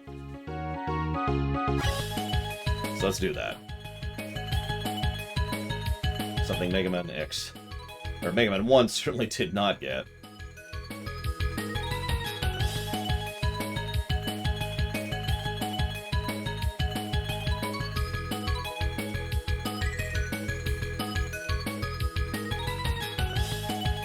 Okay, so then we've got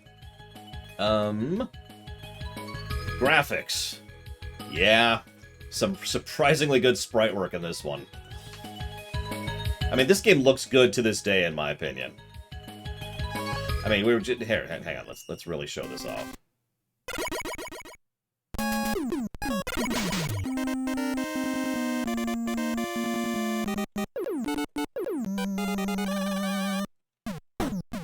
I mean, I don't know, maybe I'm a bit biased, but I think that actually looks legit despite being NES 8-bit graphics. There are better looking games. I mean, wait until you see the later Mega Man Classic games. Mega Man 6 looks gorgeous. But I still think that's good enough to deserve a positive.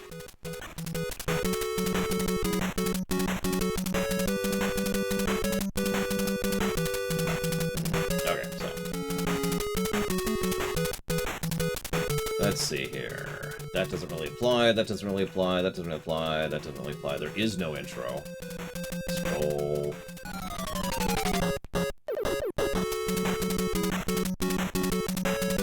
What kind of mod mod support do we have for Mega Man 2? Let's see. There's no New Game Plus. There's no options. Outro. We decided to call the outro a wash, I believe. So let's just move on from that. Unless anyone wants to argue that. There's no overworld. There's no seconds and minutes. There's no power progression curve. There are quality of life features. We'll come back to that in a second. Save system gets the usual positive. Sound design. Abso-frickin-lutely.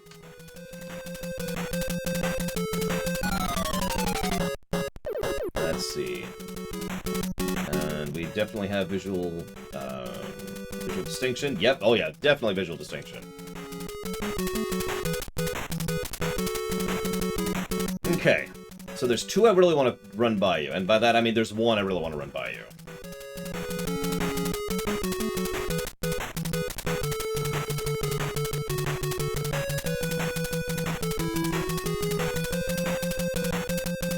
And that would be replayability.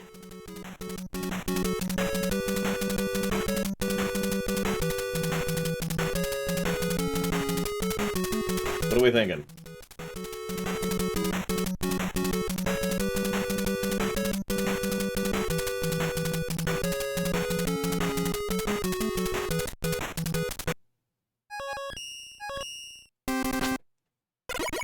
See, here's the thing. I agree that this game is very replayable. It absolutely gets at least one positive for that.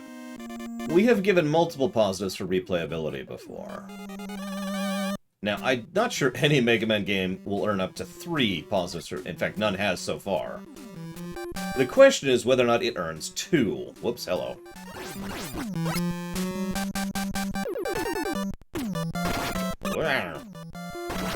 Okay.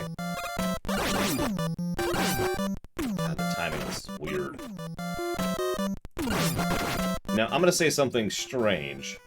What about this game makes it have 2 pluses to replay? It's obvious why it has 1. It effectively gets the freebie Mega Man Plus for replayability. Whoops. Jesus, this is really hard to do with this delay. Sorry, I'm playing off of the preview pane, and there's just this delay. So I'm kind of playing a second ahead of myself. It's more like half a second, but still. There we go. There we go. Well, we have given 2 pluses to replayability for Mega Man 11, Mega Man X5, and that's it. Now, we gave that to 11 because of the nature of the other things in the game that kind of allowed you to change how you progress, other than simply, What do you mean, Joe Duffy? Anyways, other than simply, having the different boss order, which again, pretty much every Mega Man game gets that. By contrast, Mega Man X5 got that positive, and this is much easier to define because we just went through that, because there's so much in the game designed to be different and to encourage you to play through it differently. You can play as X, you can play as 0, you can equip parts or armor or not, you can just decide which order you do the bosses in, and which order you shoot the thing in, and whether or not you actually go to the end. There's actual mechanics built into the game to encourage replayability. So, a game that is replayable is pretty easy to give 1 positive to. A game that is very replayable has to have mechanics and structure in the game supporting the replayability. In my opinion, there is only one thing in Mega Man 2 that actually does that, and I don't think it's sufficient for the replay second positive. And that would be the shortness of the game. The game is very, very, very short. Even my terrible, terrible speedruns can get through this game in about 22 minutes in the 8 boss run.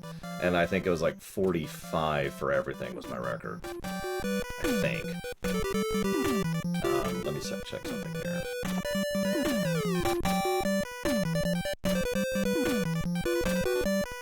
Curious of something.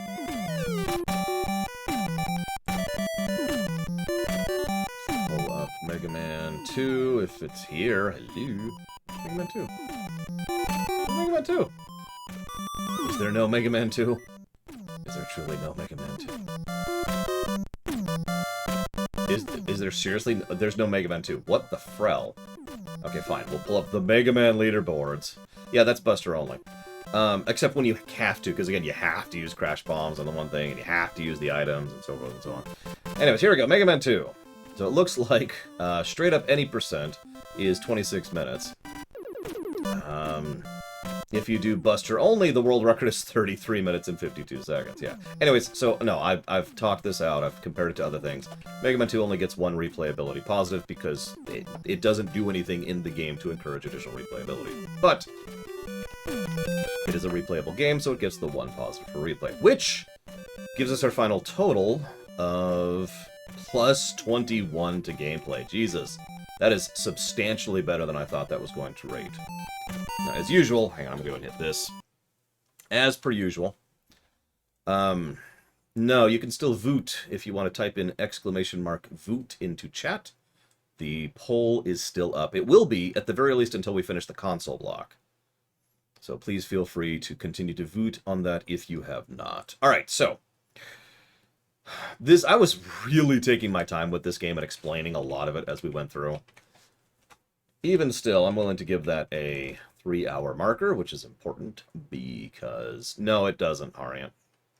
You have to type it the way I type it because I'm dumb and stupid, and I think it's funny. So, let's figure out what our golden score is for this one. So, 421. 421.